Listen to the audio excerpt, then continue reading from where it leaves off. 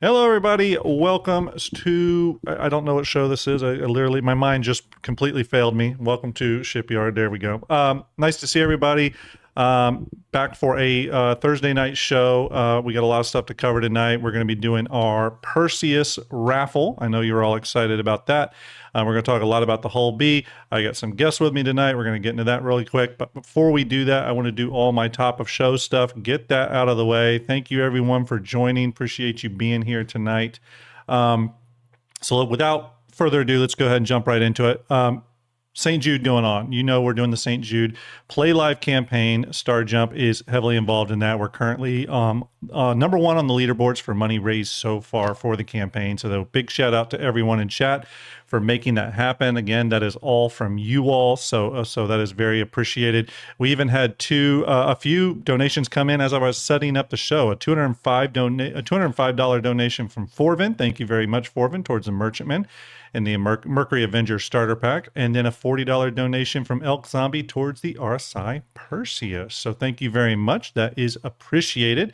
Let's go ahead and get the St. Jude announcements out of the way, though. So we are doing a series of April raffles to raise money for St. Jude Children's Hospital. Obviously, St. Jude Children's Hospital takes care and does treatment for kids with cancer and obviously their families. No child and no family ever has to pay a single dime when getting treatment from St. Jude. So obviously this is a really, really, really good event. GearCon, our good buddy GearCon, has donated a host of ships this year for the STARJUMP Play Live campaign. So we can't thank him enough for that.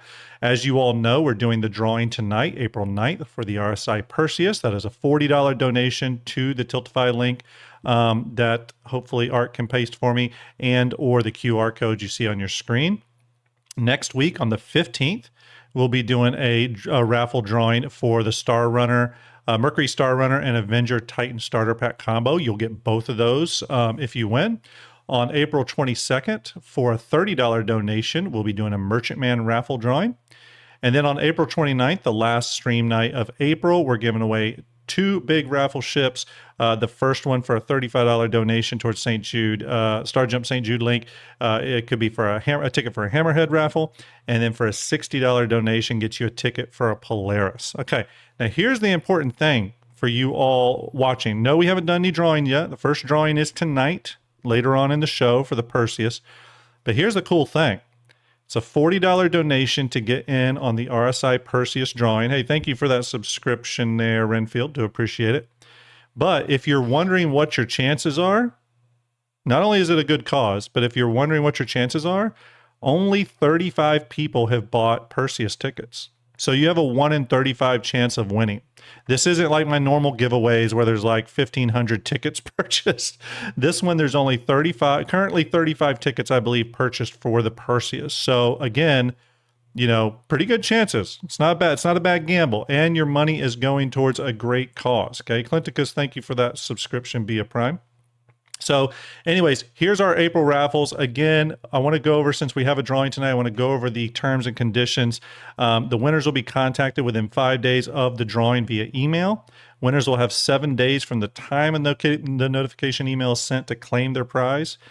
Failure to claim your prize within that time window will result in a new drawing and a new winner. Okay, so make sure you're paying attention to your emails and all that good stuff.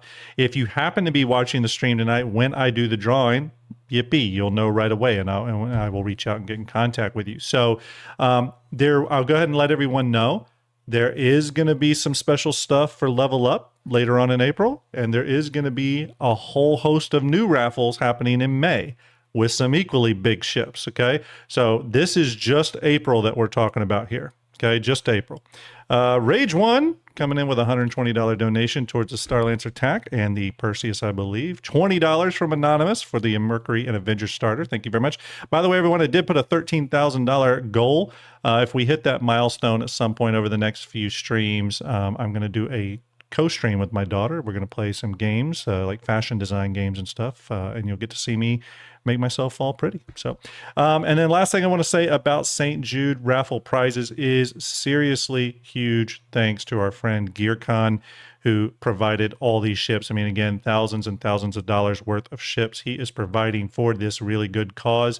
GearCon is going to join us on a stream later in April to kind of tell us his story, his sort of connection to St. Jude, and all that kind of good stuff. So stay tuned for that later in April. It'll be a great show.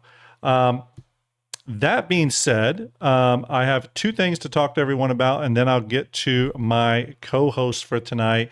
Obviously, do not forget, we have a Hull B giveaway going on. You can scan the QR code right there connected on the Hull B image, or do I have that link ready? No, I don't. So let me get that link ready. We're giving away a Hull B, courtesy of CIG. I'll be doing that giveaway. I'll be drawing that giveaway, this Sunday. So this Sunday, this is for a Hull B. I believe it's with LTI and a game package. Okay, here's the link down in chat if you want to get that. Art, I'm going to send that to you as well so you have it. But yes, thank you very much for those of you who are donating right now. Mitch, $40 for a Perseus. Renfield, $40 for a Perseus. You all are amazing. We just crossed $11,000 raised, so thank you very much. So yes, get in on the Hull B giveaway. That will be drawn on Sunday. Don't want y'all to miss out. And of course, we still have the Ironclad giveaway going on. I'll show that information a little bit just so we don't, chum up the waters too much with too many giveaways, too many QR codes. So without further ado, I'm gonna switch on over here. I got my my two co-hosts here, and I see. Okay, wait a minute. What's wrong with this window? Let me fix this window. I've got Execute and Art with me. How are you guys doing? There we go. I got you fixed now. All right, I got Execute and Art with me. How are you guys doing? Good. I'm seeing some excitement. You all look very excited to be here. Okay, good. You all know Art. Art is my show producer, but is coming on more and more now, which is great. It's always good to talk stuff with him. I know he does. The great thing about you, Art, is you do a lot of gameplay in Star Citizen, I think, that I'm not doing currently, so you can bring that kind of perspective in. I'm still doing a lot of like solo stuff just in my spare time. I know you're doing a lot of org level stuff, so it's nice to have that contrast. And then you all know Execute from the Info Runners.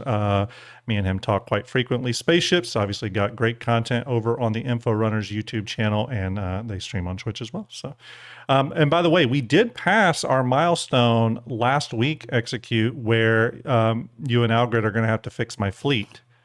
But as I told chat, nothing's wrong with it. That's going to be the problem you guys are going to face with that. Well, the other one you forgot too is if you get to 20K, I was going to upgrade the Hammerhead to a second Polaris for you. Oh, yes. And you're going to shave your beard. Right. Yes, exactly. Real quick, we just got a $100 donation from Carbon and a $140 donation from Pumpkin. You guys are killing it tonight. Thank you very much. I see some people getting some RSI Perseus tickets in. That's great. Again, your chances are really good. All right, we're going to go ahead and jump into it. So yesterday,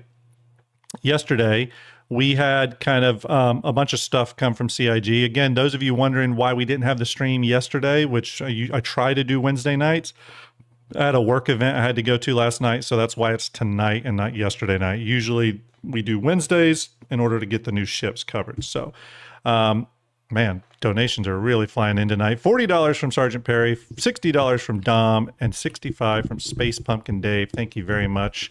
$40 from Old Stoker. This might be a record night tonight, gentlemen. But it was Hull B Day yesterday. Hull B came into the verse, went for sale, went flight ready, and then obviously the Graycat UTV, and then the Captains of Industry event. Let's go ahead and dive right into it. Let's talk about Hull B. I think that's the one everyone is excited to talk about. We'll go over just some quick, like, top-of-line things. Edu Kairu just donated $40 towards the beans. We're going to have to do that here shortly. We're going to talk about Hull B for a minute, and then we owe you 2 beans. I'm not ready for beans, We're doing the beans. You have to. I'm not ready. Have to do the beans. And the Australian gets out of doing beans. He gets out of it. Next time I'm going to send him a bucket of beans. You would have to send a bucket of beans to me because I tried looking for them and can't get them here. I have to get them shipped in. I'll send out earlier. Actually, yes, the St. Jude link. We can post that. Let me make that a. Let me go ahead real quick before we get into this chat. Let me go ahead and just pin that to the channel. Thank you for reminding me, chat. I'll do that. So it's in there. And then let me add it to the YouTube link. Okay, so I am pinning a Tiltify link. That Tiltify link is the St. Jude donation link. I'm going to pin that to both channels. So, okay, let's go ahead and go over the sort of 50,000 foot view stuff. Hull B, part of the whole series of cargo ships from MISC. This is the one that's obviously in between the A and C, if that is not completely obvious. It went under a pretty major reconcepting, rework from what we had last seen, many, many years ago. The ship expanded to 512 SCU of cargo. Again, we're going to get into all that, how it carries cargo and all that good stuff. It comes with 2 tractor beams. It has a spindle system that's a little different from the other Hull series. We're going to get into all of that. Came in at, let's go down to the sale page, came in at $260 war bond or $280 standalone. I heard a lot of people talk about that being a little bit surprising. So we're going to get into that as well. So, we have the behind the ships. We have the video on YouTube. Actually, what I was going to do was bring up the YouTube video for the Hull B. We'll watch that really quick, and then after that, we'll talk and get everyone's opinion on it and see what you think. Actually, did they release a Hull B video or trailer, or was it just the behind the ships? Maybe it was just behind the ships. Okay, no video this time. Okay. I guess they just wanted us to suffice with the April Fool's video. Okay, well, let's just jump right into the conversation here. At the rate that they're releasing ships like one every 2 weeks, I don't think they got time to do commercials for all of them. Yeah. Well, let's just go ahead and jump into it. I think I'd open it up to you guys first. I don't know which one of you wants to talk about first, but what's your overall opinions without getting too nitty gritty yet? What's your just sort of overall opinions of the Hull B? Is it a win? Is it a win? Is it a fail? It fits right in between the A and the C. That is profound. That is quite profound. That's what you get when you come to my stream. You get knowledge like that. I'm just glad that Execute understands that it's A, B, and then C. So we're good. It's not like the IAE fiasco where it's A. Yes. I couldn't resist. It was there. I'm going to take it. $40 from Nano Pudding and $30 from Rooster Rage coming in for RSI Perseus and the Merchantman. Thank you very much, gentlemen.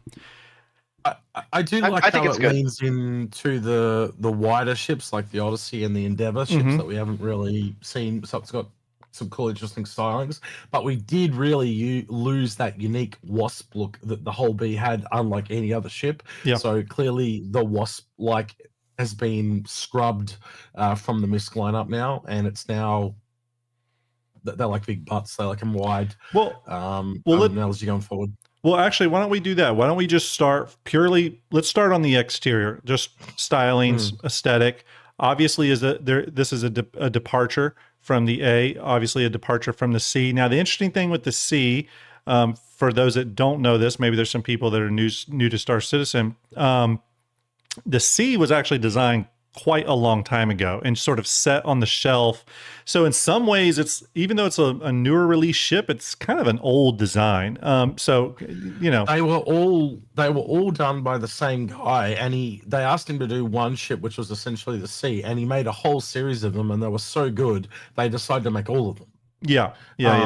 And that's kind of how it happened. And they were made, I think it was way back near like 2014. And they've just sat there for ages. Yeah. And they are some of the longest running ships that have never been completed. Still having the D and the E to go, it was always going to be something along the lines that the cargo was cut because it just couldn't. They were they're still doing the old metrics. Yeah. Exactly. And a lot of the ships that go to the old metrics have issues. Yeah. Dermakaber, thank you for your 5-stream streak. I think one of the conversation pieces I keep seeing popping up in various Discord channels is this idea, and I've seen some people that really like this and some people that don't like it, but is this idea where the Hull's series of ships really kind of looked like it was almost like the same ship. It just kind of kept getting scaled up, and now the ones that we have, the A, B, and C, all kind of have unique looks to them, and we can only surmise that maybe the D and E are taking that same path where they have styling changes too. Yeah. So let's talk about that for a minute. Do you like how each one of them is looking a little different and has a little bit more personality unique to its particular variant, or do you kind of miss that they are borrowing from the same lookbook, so to speak? I think it's probably more interesting to have them a bit more unique, and you can differentiate them a little bit easier. Yeah. I don't think it hurts it either way. Functionally, it doesn't really change it, but it doesn't hurt to have it look different either. So, yeah, I would agree with that. I mean, I think that ultimately too, it's the A, B, C, D, or the A, B, C, D, E moniker again was, it doesn't bother me that that's really just in name only. I mean, functionally the same thing is still happening that was originally planned with the concepts. Each one of those is kind of a step up in the ladder. The funny thing is it's not, and again, this speaking sort of to the new Star Citizen players coming into the game, or if Star Citizen is something you've just recently got into, it's not like an even split though, in terms of that ladder, that hierarchy amongst the whole series. For example, I forget what the A has. What's the A? Is it not, how many SCUs the A? It's like 64. I think. 64, something like that. So you go from 64 or something around there. You jump to 512 for the whole 64, people are saying, chap. Yep. Then you jump to 512 for the B. And then the C jumps quite significantly up to 4,608, I believe. And then obviously the D is, I forget the exact number, 6,000 something. And I believe the E is 12,000. Hang on, I'll get you the D and the E. Okay, so the D is 6,912, okay, and the E is 12,288. So kind of some interesting jumps there, even between the C and the C and the D. You're getting sort of a roughly a 50% jump, but then from D to E, you're getting 100% jump. So again, that scale up in cargo is doesn't always make the most sense, but that's how it's sort of landed. And the problem with the C is it was sort of always spec to carry that much SCU. As a matter of fact, I thought it was going to be revised a bit when it was coming out, but it came out right on target of where it was supposed to be, 4,608. So now here's what I would say about the B. If I was doing a lot of solo cargo running, the B is what I would buy personally. If I was sticking to a whole series ship. Okay, no other manufacturers, just whole series ship. It seems like the B is the most, like, it has the biggest, like, sweet spot. But I say that without having tested it in game with cargo running yet. So what do you guys think about that? I think it's the most competed with ship cargo wise out of all the whole series ships. Well, yeah, that's a true, yeah. Hercules, Caterpillar, the Raelian comes out after Invictus very soon. You start looking at it across the board, and it is highly competed with. And my biggest issue, that it does have some issues, right? We'll get into that. Yeah. But for the price, it's really steep. You're talking the price of an MSR. It's around the price of a Corsair and an Andromeda. You're really locked into one thing for that price. And as I said, I think there are better ships that are a bit more flexible. Like, again, you can complain about the Caterpillar, but if it's got all those modules and it can change what it does, it gives you flexibility. The Hercules ability to also take vehicles. Can't easily do that in this. Well, let's talk about cargo storage now. We talked a little bit about just exterior aesthetics, but what do you guys think of the new arrangement and the way it carries cargo? I remember we had some streams previously where we talked about potential things they could do to carry that 512 SCU of cargo. I can't remember if we thought of something like this or not. I think a lot of the stuff I was thinking was like the boxes horizontally. I didn't think of them like running vertical along the spine. But obviously, I think this was a good decision. I know VMXEO, I don't know if he's in chat tonight, but I know VMXEO, when he saw this, he immediately went, oh man, I want to kit bash the whole C and whole A and see what they would look like with this sort of arrangement. But yeah, what do you guys think about the X-shaped longitudinal range 32 SCU box capabilities that this ship has? Well, initially I was really kind of hoping that it was going to be like what they showed in the Triggerfish video with the rotation on there. I like that they folded out. Then they kind of rotated around while they got loaded. I liked that. I was hoping for something like that. I'm not overly upset with this design choice, but I think a little bit of additional animation option would have been nice. Me personally. Yeah. So I think the problem with this ship really comes when you start to load bigger boxes on it. This ship is highly optimized for 32, 16, and halves of that as you go down. So if you have 24 SCU boxes, it fucking hates them. Oh, okay. Right. So the biggest problem with this ship is if you kind of look at it and you kind of, well, I'm just going to take one side, right? So cut the diamond in half. You essentially have 8 individual panels on each side, and you cannot have the boxes cross between those panels. So, for example, say you had 2 24 boxes and you have room for a 16, you cannot put a 16 there because it crosses the 2 panels, but you could put 2 separate 8s. I didn't know I didn't know you couldn't do that. And it fucking blows really bad. So it's really good at quickly loading big boxes, but if you've got to fill in your gaps with lots of little small boxes or break them down, it's going to become a massive issue. And it's not in the sales page. It doesn't talk about it anywhere. But as I said, as soon as you start loading cargo on this thing, you realize its flaws very, very quickly. And it's a real shame. And here's what I will say. I mean, and again, obviously, just because a ship has flaws don't mean it's not a good ship. Obviously, every ship ultimately is probably going to have a flaw or two, except for the Kraken, obviously, it's best ship. But that being said, most ships are going to have flaws of some sort. I'm already anticipating some of the Raylan's flaws. Like, for example, one of the issues I think the Raylan is going to have is I think its cargo is going to be really high up and be a little bit more clumsy to get disconnected and off than this, but we'll see. We'll see. Maybe I'm wrong. We've already kind of considered how it's going to work, and you tell me if this sounds wrong. So it combines 2 techs the game's already got, right? So the first tech is, you know how you have the projectors, like the basketball courts, the lights. So when you go to land the railing, it's going to project where the cargo boxes are going to go. So you can see where they're going to go.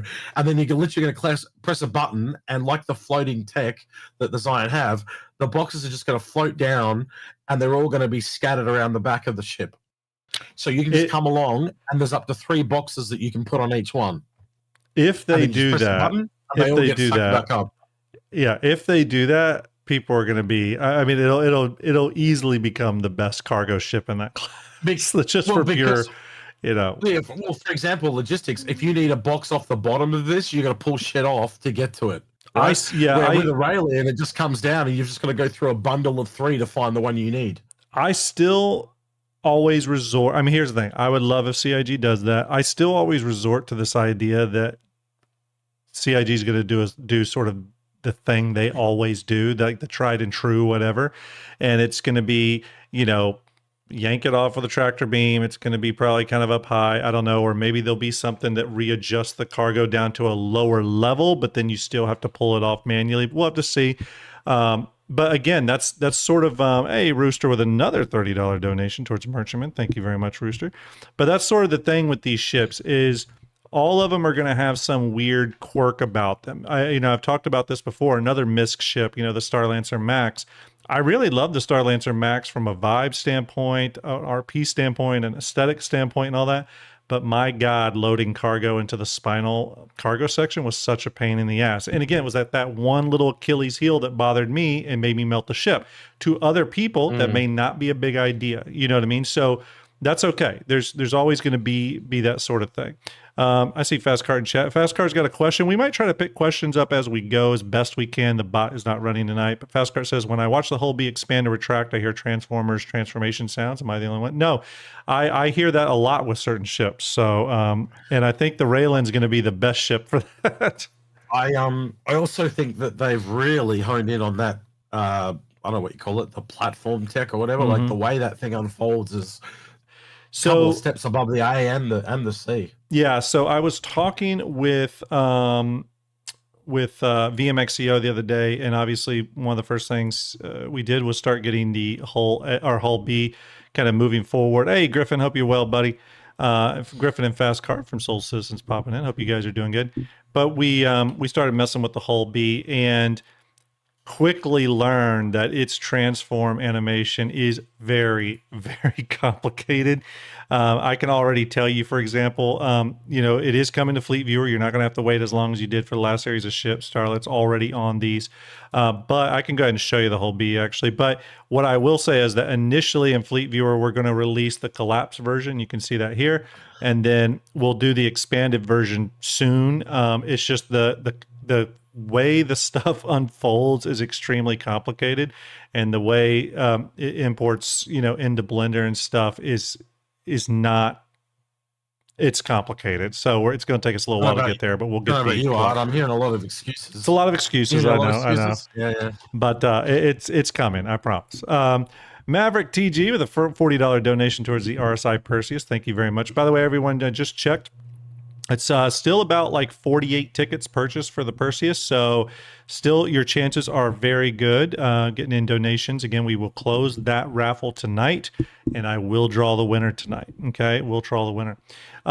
Yeah, so I mean, I will say this, by and large, I have heard mostly really positive things about the ship. I always attribute a little bit of that to that new ship sexiness that everyone just gets excited. I fall into that too. New ship comes out that I have no intention of liking. I instantly like it. You know what I mean? That happens to me too. It's easy to get sucked into it. It sometimes takes a little bit, right? Before you start you have to play the ship. You have to play the game with that ship to find out those flaws. That's what happened with me and the Starlancer and many other ships. But it's why we don't literally do a buyer's guide the next day. We literally kind of leave it half a week because we need time over the weekend to get out there and actually use it. And very quickly after a couple of days, you do see those flaws appear. And it's just always better to wait a little bit because if you don't find it yourself, someone else in the community will find it and things come to light that they've admitted. Rabbit07 says, question, do you think that the front of the Hull B could be the new Freelancer Mark II with the rear section being a modular engine cargo section? It's, here's what I will say about that. I do like MISC ships. Like Freelancer is one of the earliest ships I bought, but I never liked the penile look to them, and it has nothing to do with that. I just didn't like the long tube type thing. I do like that they're flattening it out and going a little bit more towards like the Odyssey Starlancer look. I almost equate that a little bit to how RSI's design language has now sort of changed. I feel like MISC's is sort of changing now too. Execute Me and you talked about how Drake's is sort of changing as well. Okay. I just want to take notes about how you like your cock, like yes, flat, yes, of course, yes, love it flat. But no, I think a couple things. There's a couple benefits there. One, it gives the ship more lateral space, especially for interiors, so they are able to do something a little bit more interesting than just like the Freelancer tube. The other really cool thing was like how much closer up and kind of like in the seats you are. Like it's really hard to explain until you actually are in this thing, but it probably has one of the best MISC cockpits we've had in a really, really, really long time. And it's not really that different. They just really push the chairs more forward. And I think the only thing is you kind of lose your MFDs a little bit, but being a cargo ship, you don't need them as much because you really do your MFDs when you're at port. But it would have been nice to have an option like combat mode and they kind of like pop up or something like that would have been kind of cool.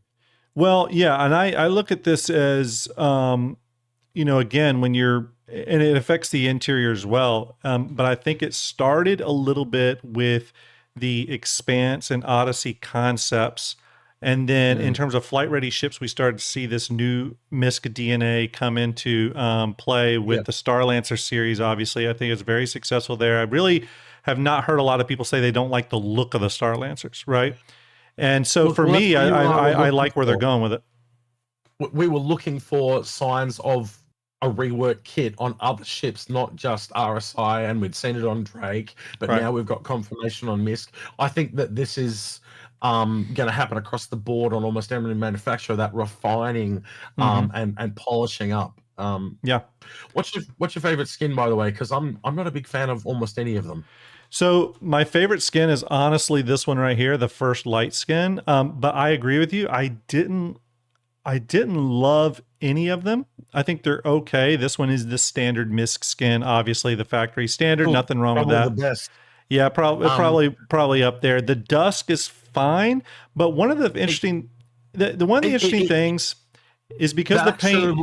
Go ahead. That actually looks the best when you put the panels out. Okay. Because the panels have gold on them. They almost look like solar panels. Oh, that's cool. Yeah, it looks kind of cool. That's cool. Sorry.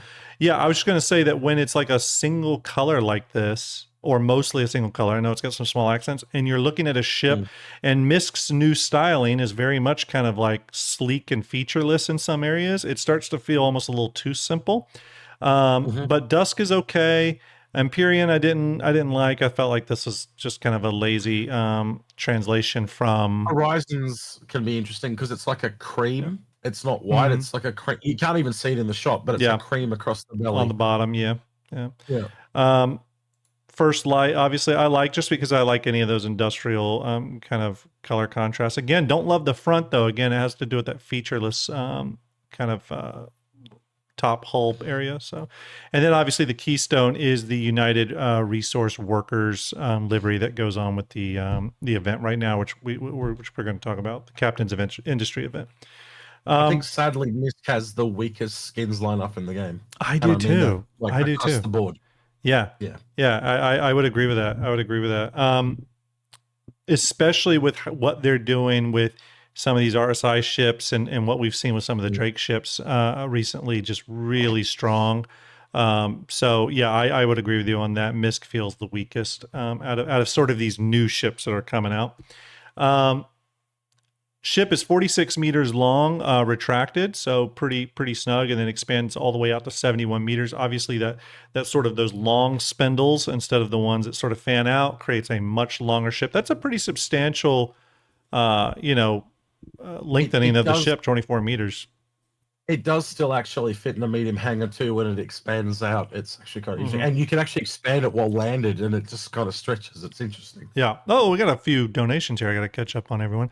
$60 from Ariakis MD for Starlancer Attack. $115 from Anonymous for the Mercury and Avenger starter, and probably some other ships it's cut off. $95 from Texas Horny Toad. Thank you, Texas, towards the Mercury. $100 from Cyborg Dragon towards the Perseus and Polaris raffles. And then $80 from Rough Gaming towards the RSI Perseus. That's incredible, y'all. We're up to 12,166. I now think we're going to hit the 13,000 gold tonight for some reason. I think we're gonna clear that because you all are incredible. Thank you very much. Again, all that going towards a great cause. One thing I'll point out to everyone about the St. Jude thing, I've made this clear on other streams. This money is being donated to Tiltify, and then they send it to St. Jude. This money does not come to StarJump in any way. It doesn't come to me in any way, shape, or form. So, when you donate, feel free to donate in confidence. Swablu, thank you for the follow. Narmicles, thank you for the follow. The Fighting Yoshi and Anxiety, also, thank you for those follows. Do appreciate it. $40 from Truther towards the RSI Perseus. It's starting to rack up some Perseus tickets now, which is good. Again, that'll be a nice big ship to get out of the way. And if you're wondering, are there going to be other chances to win a Perseus in April or May? I would nod yes. Yes, this is not the only Perseus we're giving away during these 2 months. Okay, not the only Perseus. So again, big shout out to GearCon for all the support. Let's talk about. Yeah, go ahead. Artist copying me. I have red headphones, so he went and got blue headphones. Yeah. He's copying me. I look at it as Horde and Alliance. You're battling. Oh, right, yeah. Good versus evil. Yeah. All right, let's talk about the price of this damn thing. $260 war bond or $280 credit. I was a little surprised on that. I in my mind I said $220. I don't know why I was thinking $220 before it released. I just sort of thought, oh, that's probably where it's going to land, 512. Because that's where the Raylan was before it went up. Oh, okay. Yep, that's probably the reason then. Now the Raylan has gone up. Do we know what's the last war bond or the last concept price of the Raylan? Do we know offhand? Does anyone in chat? I didn't look that up before the stream, but I would imagine that's obviously going to go up when it goes flight ready, and there's going to be a bit of an alien tax on that. Accidental says $225. So where does this? What kind of idea does this give you in terms of the flight ready price of the Raylan? I mean, I would assume it's going up to this or more. Well, it's already at 220.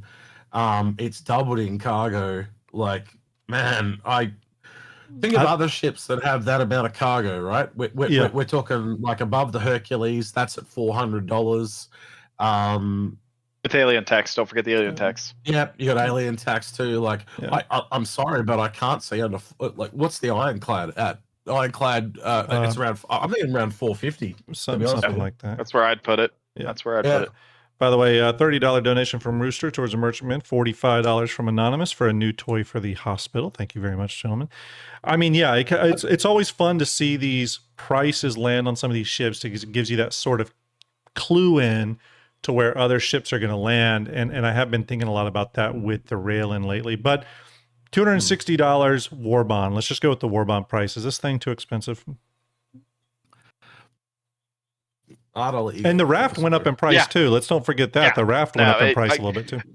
Here's the thing. If they had added some more, I don't know, some more things to do with hauling. I know they added the whole interplanetary system jumping. That's okay, great.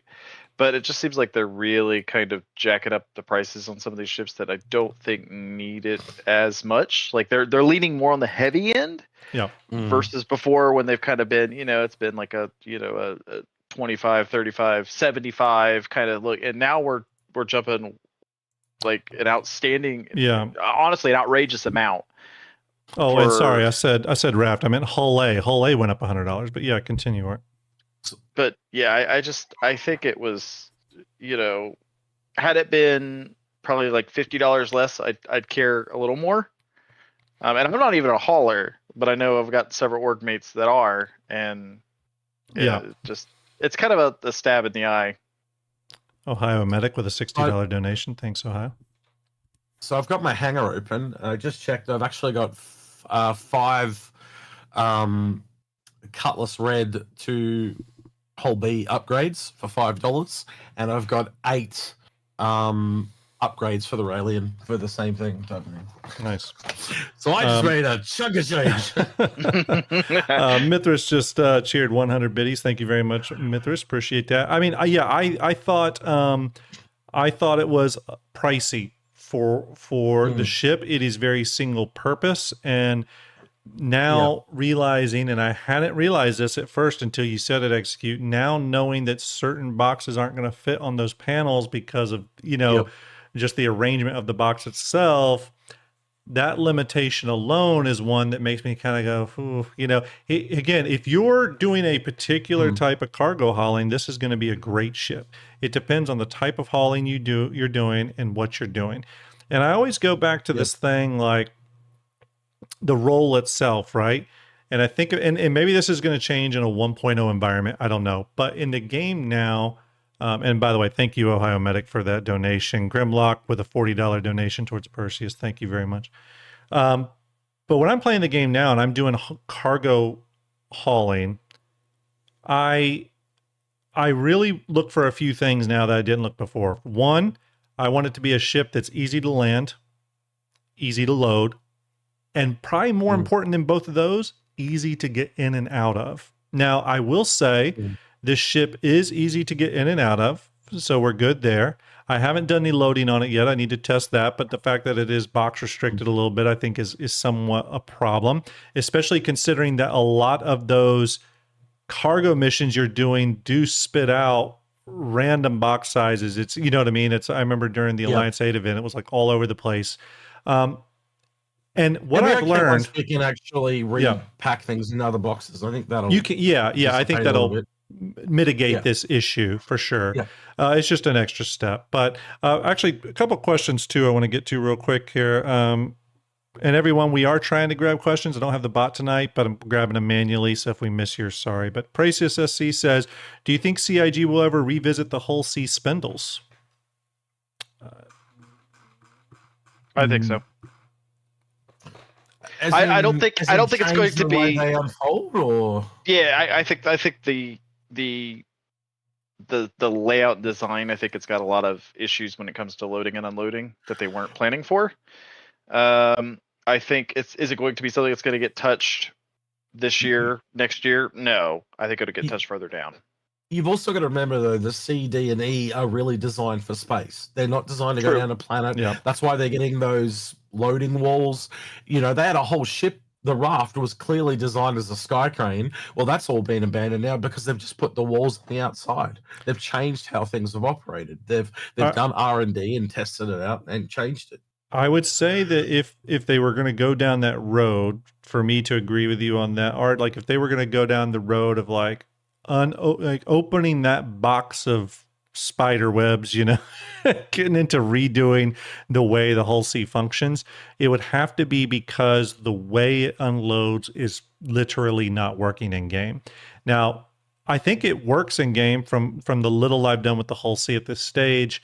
I think the biggest issue with loading and unloading with the Hull C at the moment is just the stability of that feature. You know, just bugging out and stuff sometimes. But to be fair to your statement, I've also never really done manual unloading and loading of the Hull C. I've only ever done the fly in the box and have it unload and load automatically. So I don't think I really can say, but I do think, just knowing CIG, if they were going to redo that, it's a long way off. Just because there's so much other work on the table right now. The Hull C can still carry its cargo technically, so they'll look at that as functionable. There is one little holdover from the whole series that I just want to bring up as well, and this has got to do with how old they were. But do you remember back when jump points were actually different sizes? See, the advantage of a ship like a Hull B would have been, well, I can go through, let's say I can go through a large jump point when I'm fully expanded and I'm full of cargo, but then on the trip home, I can compact myself down, shrink back down to the medium size, and then go through a medium jump point on the way back. So that was half the reason why this thing unfolded and folded back, because it could take shorter trips, and speed things up. Well, that's all kind of gone by the wayside now. So this whole expanding and despanding thing, other than looking cool, what really does it functionality give you? It really doesn't merit in the game anymore. Real quick, Rage 1 just came in with a $625 donation. Epic donation, pushing us past the $13,000 goal set tonight. That is an incredible donation, Rage 1. Salute to you, buddy. Salute. That's salute. You know what, you just said it. We're gonna have to do the double salutes. It's Execute's favorite thing. Can we get one of Execute doing that? Dang, That'd be great. Wait a minute. You know what? Oh, I do have the double. There you go. Yes, I need to get one like that. That'd be mine. I need to get one of everyone. I actually did one of Ender. That's really funny. I don't have it. He has it, but it is funny. No, I'd have to get some cardboard out to draw on those eyebrows that you've got on that. Yes. But thank you very much, Rage 1. Rage 1 was a big charity supporter last year during Play Live as well. Rage 1 really coming out and kicking the doors down. So thank you very much, buddy. You pushed us past the $13,000 milestone set tonight. So I will have to set a new milestone. So we need to start thinking of what the new milestone is. And Dom, thank you for your $40 donation, buddy. Appreciate that. I want to ask a question, right? Yes. As an Australian, I don't know if this is the same in the States, but I just want to ask, right? Here in Australia, if you make a donation, you can do it as a tax write-off. Can you do that in the States? Yeah. Well, there you go. So instead of paying tax to the government, pay it to St. Jude. Yes. All right. We need, here's the thing. I need, okay. I know what the next one is. The next milestone will be Grim streams as his alter ego, Country Grim. Okay, that is my alter ego. If Grim is death, you would be life. So you'd have to be like, is he like a farmer bumpkin with a pitchfork and he grows things? Is that how it works? I have no idea, but I am severely intrigued. Yeah, so here's the thing. I've never broken it out for this community. There is a Country Grim alter ego. So I'm going to go ahead and enter this one. This will be my and I'll have to do a full stream in this, and I can confirm it involves a wig. It involves a look. It's an outfit. It's not just me. So basically, he's Jesus. He's just all white with a wig, and he looks like Jesus, right? Yes. He's got a pitchfork. The voice does have to change. All that I can tell you right now. Country Grim is a character I did in GTA RP for a while. He's pretty awesome. Actually, his name in GTA RP was Scooter, okay? But I'm just going to call him Country Grim for the sake of this. Country, and we just changed it a little bit. It's Country Brim. You know, he's yes, got a straw hat. Country Brim, yes. So, yes, the next donation, or sorry, the next milestone, the $15,000 milestone, I will be doing an entire stream in my alter ego, Country Grim, okay? So stay tuned for that. You're going to love it. So thank you everyone for coming out tonight and donating so much. Rage One with that huge donation, everyone coming in with donations. Again, don't forget, big or small donations, they all matter. They really, really do. So whether you're donating $5 or $500, it's all going to a great cause. So thank you very much. Guardian Templar said shaving Grim's. Well, Rage, I can do this because I'm allowed. How many beans at the same time do you want them to eat? Oh, you know, we need to do some beans. Anonymous with a $35 donation. Thank you very much, buddy. 6, 10. How many at the same time? Come on, Rage. You can do it. Come on. Okay, Come on. More than just one. Rage gets to decide. Time, they're disgusting at once, but at the same time, it's hilarious. Yeah, Rage gets to decide how many beans. 5 at once? Oh my God! Oh no! We have to be realistic. We have to be realistic. Let's do. It's realistic. Realistically paid for. I love it. All right. So what do we need to do? Like 5? 5 each. 5 each. All right, 5 each. That's the 10. Okay, 5 each. Yeah, I got my Bean Boozle here. Let me switch this over to a 3-window view, a little bigger. I will say too. By the way, everyone, we've raised $53,639 over the last few years for charity. So thank you very much. All right, here we go. Cracking the Bean Boozle. Okay, so at 5, I got to pull out 5 of these, which means I got to really pull up a lot of beans. Here's the first one. That is either going to be Old Bandage or Pomegranate. Let me get a few more. This is going to be bad. Here's 2 more. Both of those look pretty horrible. No, with that attitude, you could get 5 nice ones. It'd be great. Oh, wait a minute. Do we have to eat all 5 at the same time? Yes! Oh, that's what I said. See, I can do this because I don't have any fucking commitment. Hey, don't you have like here to talk ships? I come here to wait see a minute. the pain. Rage One. Pain and misery. Wait a minute. Rage One says he's happy to mail you some beans. We can make you suffer too. Good luck.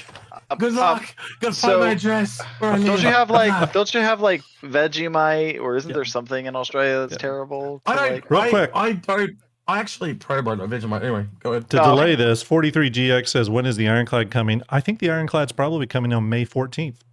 That's when I think it's coming, the first day of DefenseCon. But I could be wrong. Agreed. All right. Can I be honest? You and I talked about this. DefenseCon goes for the entire 2 weeks. I actually think it's at the end. It could be. The end. It very well. We've traditionally seen a small starter at the start and the bigger ship at the end. That's been the same case for most sales for the last couple of years. Yeah. And real quick, everyone, I could go ahead and tell you, remember the beans, there's 2 beans that look alike for each flavor, and one's a good flavor, one's a bad flavor. I got a whole bunch here. I promise this is going to be nasty. There's no way.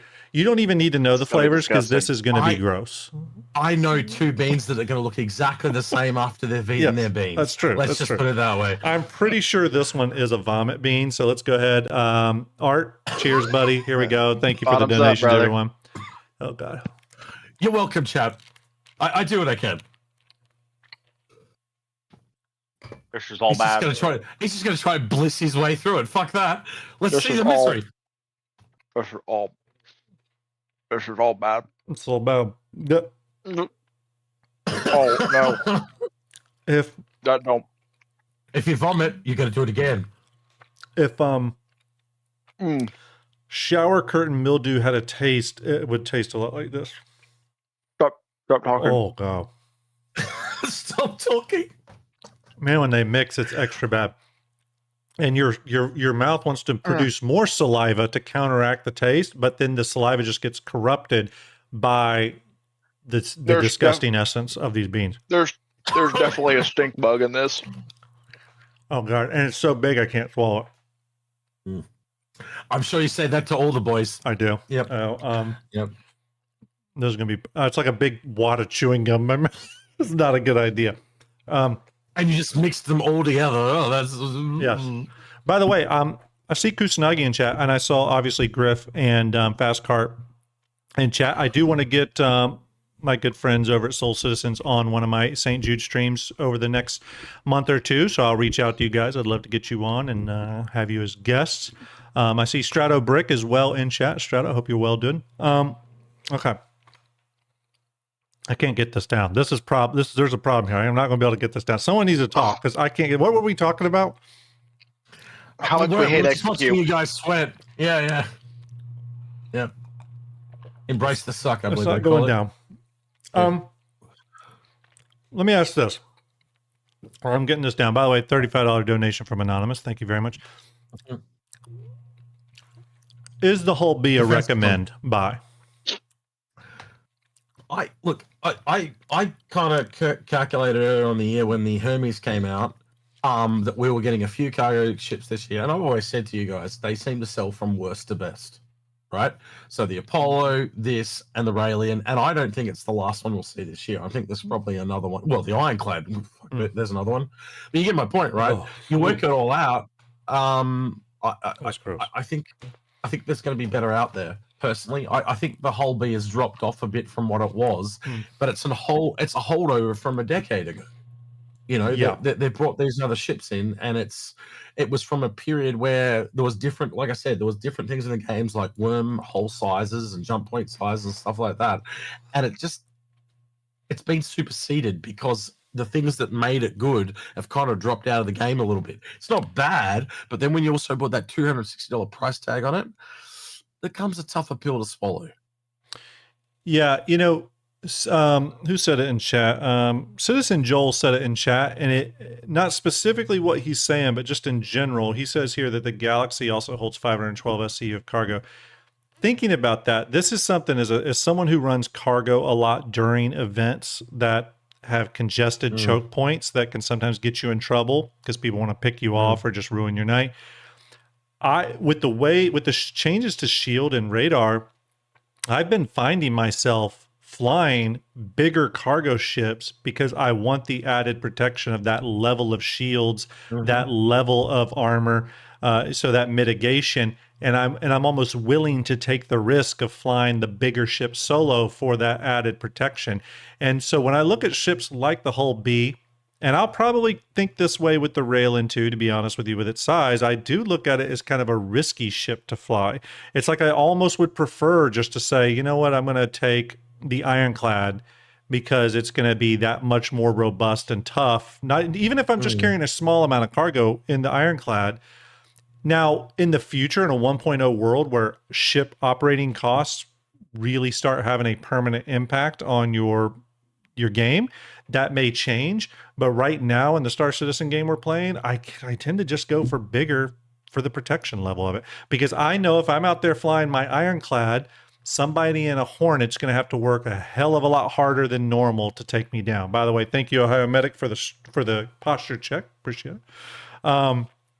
Does that make sense? I mean, I even heard someone say that when those shield changes came in and the armor changes came in. I remember someone saying, and I think they were exaggerating to agree, but I get it. They were saying something like, oh, I'm just going to use my Idris to carry my cargo around. So, you know, it's like... there's a little bit of role differential as well between the Raelian and the Hull. The whole series are really a lot more safe space. You know, they're not really designed for combat unless you're having these massive escorts. The Raelian is essentially the replacement for what the Banner Merchantman used to be, which was a blockade runner, right? And the Banner Merchantman's really moved into more of a shop ship now. You know, a flying bazaar. So its roles completely changed, but now you can go back to the Raelian and you can go, all right, I can see how that's a blockade runner now. You know, it's designed for 4 people. It's got, you know, guns on it, stuff like that. It's just going to smash through and try and get that cargo through it. You know, it's a form of smuggling. Yeah. Right. And we got a few ships like that. So it falls into a slightly different category to what the Hull is trying to do. Now, that's not to say you can't still use it to do normal cargo runs in a safe area. But then again, you've got some extra things on there that you're not going to kind of need. And you kind of want that in ships too, don't you? You don't want any ship to be...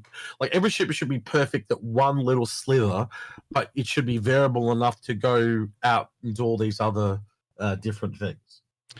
What about when we get to that stage? And I'm going to get back to some of the questions. I know you all in chat have asked some questions. We're going to get back to those. Jen and Tonic, your questions next, buddy. But... what about when we get to the stage where these Hull ships are going to be able to carry anything on their panels, which we've seen before in action? when that feature set comes into game, if that is intended, does the benefit of a ship like this go up? One with the external panels, being able to carry perhaps ships and Atlas suits and all those other things that are outside the cargo box world, does the value of this ship go up or no? I would agree to that. Adding more versatility versus just running cargo is always worth additional. But again, it's at what cost are you willing to pay? Because at those, as it is now with this ship, those are exposed, and we don't know how well, how well protected that is. Yeah, with them being just an open atmo. Yeah. Execute, you might be muted. I was just going to say, does it have those other issues where they might not stack, as an example? We've seen that in other stuff before, where you put it on a cargo grid and you can't, you're literally limited because of the height. So yes, it can attach to the cargo grid, but then if it's completely, you lose a lot of cargo by using more custom items. So there's going to be a positive and a negative there. All right, last question here on the whole B before we kind of move on to some other stuff, the Graycat UTV and stuff. Is out of the A, B, and C, putting aside the cargo carry capacity of each of those ships, which one of them do you think is the more successful hull ship? Again, putting cargo amount aside, just in terms of function, form, fit, design, all that. I don't think we can make that call yet. Yeah. I think there's some functionality in game that is missing. I think we really need the economy to come along to kind of really show how that's going to work. The only answer I can kind of give, and again, it's a lore-based one, is that the Hull C is the most popular cargo ship in the entire game. Yeah, we expect to see NPCs flying that around at some point, I would imagine, right? Yeah. I'd be expecting to see Bs and As as well, taking stuff from space stations to planets. And that is going to be predominant what they're used for, because that's a safe little run. Yeah. Cyberwolf says, StarJump Grim, did you see that one streamer that got an ATLS to go up the lift? It fits perfectly, and you can step in and out of it. So I guess they'll lift on the beat. That's cool. I did not, but I'll have to check that out. Gin and Tonic says, question, don't you think the realization that the old design wouldn't land loaded drove the redesign? Yep, absolutely. They said as much. Absolutely. And the wide body design was adopted to be able to pack that complex animation away. And why do you think that response to a design need for that one ship will be carried through to the D&E? Well, I don't know if it will be. I mean, I think that's the speculation. I agree with you that I think it get wider to accommodate the way the spindles fold and hold up. However, I'll say that it still didn't need to be as wide as it is. The spindles, when they fold up, do not go all the way to the edge. There's still quite a bit of room that they purposefully designed out. I do think they were leaning more towards where the Star Lancers and the Odyssey and stuff are going. As a matter of fact, if I had to guess, I think they've done some additional concepting work to the Odyssey. I think it's just new design language stuff. Could that come to the D&E? Possibly. I also think wider is preferable to stacking like they did in the Hull C, and it had some weird issues with the ladders and shit like that. Yeah. I'd much rather it be wider than vertically stacked.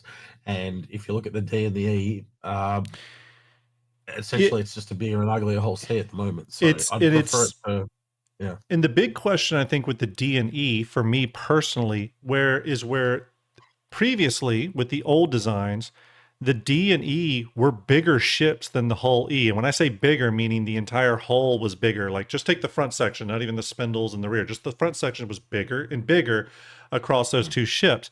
With the cargo changes, the SCU changes going on, that may not be the case. That may be more the same size as the Hull E now, but just longer, or maybe a different arrangement. But what they could do by going wider, they have more rooms for internals, right? So they have more room for bunk rooms, habitation rooms, and all that stuff. Now, I'm speaking on the wide planar body sort of aesthetic with MISC. I just think it looks better from just a purely design standpoint. But as we've seen with other manufacturers, I would say most manufacturers have sort of two looks going on them. There are some exceptions to that, obviously, with like Argo and stuff. But if you take like Crusader, A lot of the Crusader ships are sort of very sharp, angular angles. But then there's the C2 Hercules, or the Hercules series. It's very smooth and rounded.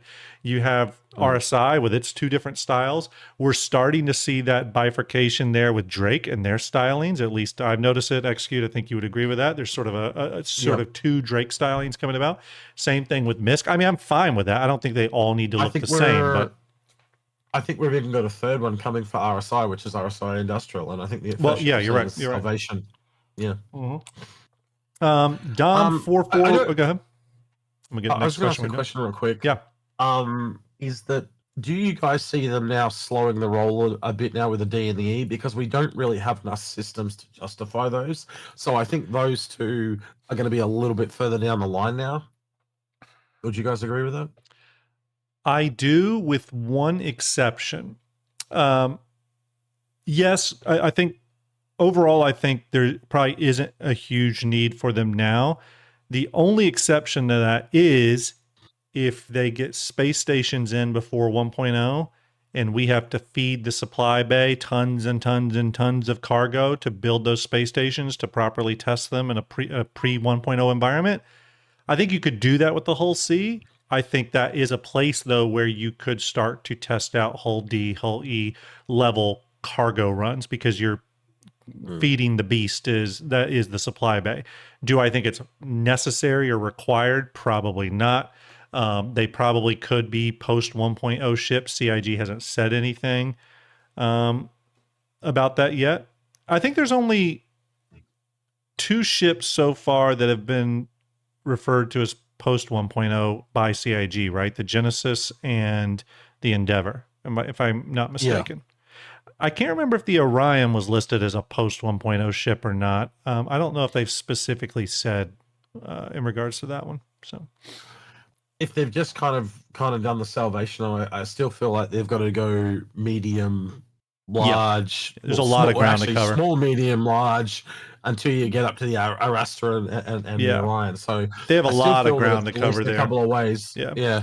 $40 from Anonymous towards the RSI Perseus. Thank you, everyone. We're up to $13,176. I do appreciate it. We started at $10,900 something tonight, so that's a hell of a lot of money raised already. Can you do me a favor? Where did you find that image? I'm trying to find it. So this is on the Hull B Q&A. Yeah, it's on the Q&A page. I'll link it to you now. Yeah, that's on the Q&A page. I thought we'd hit some of these and see what's up. So stand by. Let's answer some of these questions. Let me get back to my channel. Again, I sort of looked at these. I thought they were sort of, go ahead. So with the anonymous donations, just make sure that they are putting their emails. I actually checked with Ender on that. It does register their emails, so we're good. We're good. Yeah, I had Ender check on that. He confirmed that. You know what? Actually, real quick before we do this, the whole B Q&A, I did say I'd get to a few more questions. Let's go ahead and do that. We'll rapid fire some. Dom4419 says, question: do you think they'll revisit the dash of the Hull C and Star Lancers now that they are reduced? Now that they reduced the length of it with the Hull B?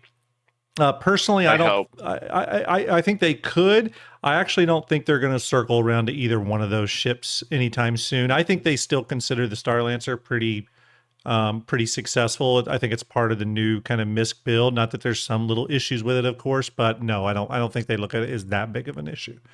But every ship will get a gold pass eventually. Yeah. The funny thing, though, is the only thing I'll say about dashboard adjustments, and again, it's not to say they won't do it. They absolutely could. Is that dashboard adjustments means changes to where the pilot seats are or where they animate to, which means new animations and stuff. So it does change some stuff. It's not just like an art update. It actually probably would have a few roll-on downstream team effects that would occur. Unless you can move them all together. And again, that's not that that's a deal breaker. It's just that may up the ante a little bit on the work required for it. Hudson Hawk says, Mr. Grimm, I love that he says Mr. Grimm. Mr. Grimm, in the April Fool's video about the Hull B, we saw a zombie at the end, and it actually looked pretty good. How realistic is that to something we might see added to Star Citizen?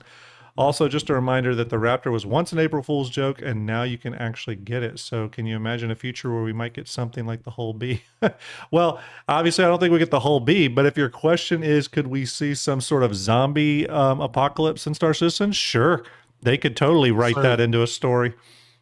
So zombies were talked back In the reclaimer concept, when the reclaimer was concepted, you could actually find things. Oh yeah, it's been a thing for years. So I've heard space zombies since like 2013, 2014. Yeah. So yeah, it's definitely a thing.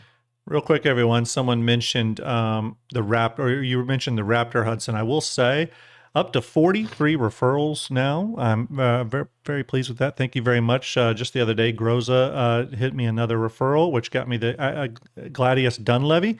I was very excited. I brought it up in my hangar, and the paints don't work. The Squadron 42 paint does not work on it. CIG, come on, please. So disappointing. I was so excited to see. And here's the thing. I will say the paint on the Dunlevy, like the actual surface paints, do look radically different from the regular Gladius. You can tell this is from Squadron, but it's missing the Squadron decals, which is definitely a gut punch. So hopefully they'll fix that. Thank you for the referrals, by the way, everyone.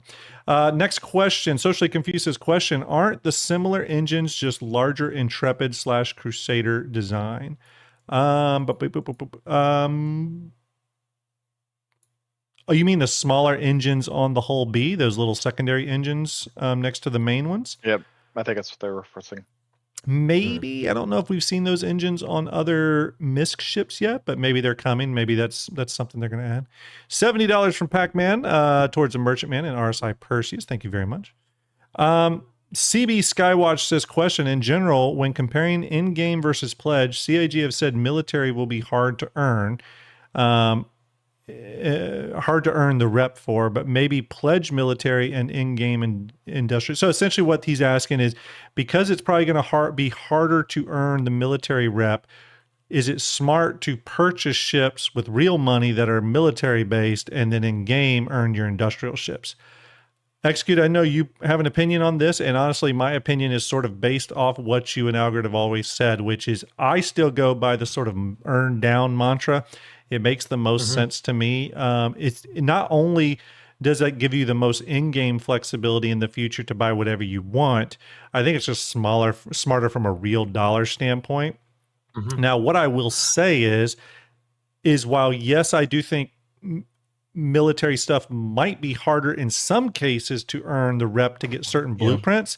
We know that you're not really earning military rep per se. You're earning mercenary rep because that's the mercenary guild. And there's nothing that says the mercenary guild is going to be any more difficult than earning rep from the industrial guild. We don't know yet until that's in. However, that's not to say that like to earn the F7X blueprint, that's a really hard blueprint to attain through rep. We'll just have to see. But I don't know if I'd put much stock into your theory yet on that. So I still think earning down is the smart way to go. You would agree with that, Execute, still? Is that still your line? I think the only kind of real big unknown is the military stuff. And I think with the way crafting is going, it's clearly looking like you're going to have a massive advantage being in an org. Because just say the three of us was in an org, right? I could have one blueprint, Art can have another blueprint, and you can have another one, and we all work on it. But I can make 3 ships, and I give you guys 1 each, for an example, right?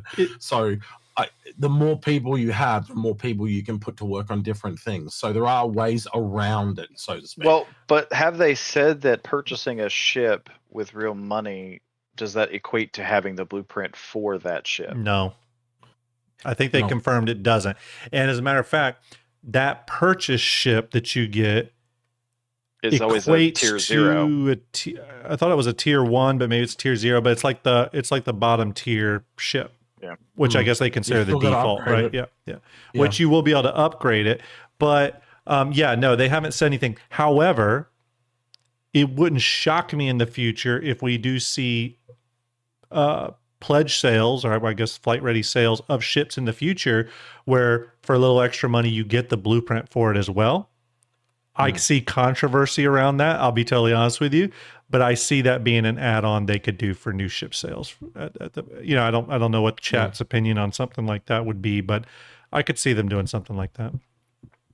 They'll definitely test the water with it. They've tried to do it with a few things like the kits and shit like that, and they're trying to look for extra revenue, clearly, because a lot of people are tapped. I'm really curious. This sounds like a bit of a tangent, but I'm really curious how this year is going to go, because I think globally a lot of people are feeling the squeeze right now. And I've talked to people in a lot of countries, as I know you guys probably do as well, and a lot of people do not have the extra cash right now to lay out for bigger purchases. So I'm curious to see how things like the battle cruiser and stuff like that go at Invictus. And I guess we'll be able to see on the funding tracker how that goes. You know, maybe I'm completely oblivious, but you know, when I'm hearing so many people complaining, I have to wonder how much that's gonna bring it down a little bit.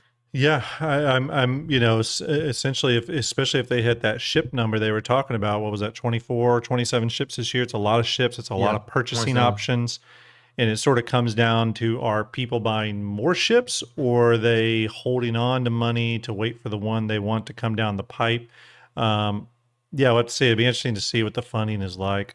Real quick, I'm not going to go through all the questions on the Q&A, because a lot of these are, in my opinion, not great questions as usual. One of them, though, that I thought was good there is, are there any differences in flight characteristics when the hull B spindle is retracted compared to when it's extended? Says yes.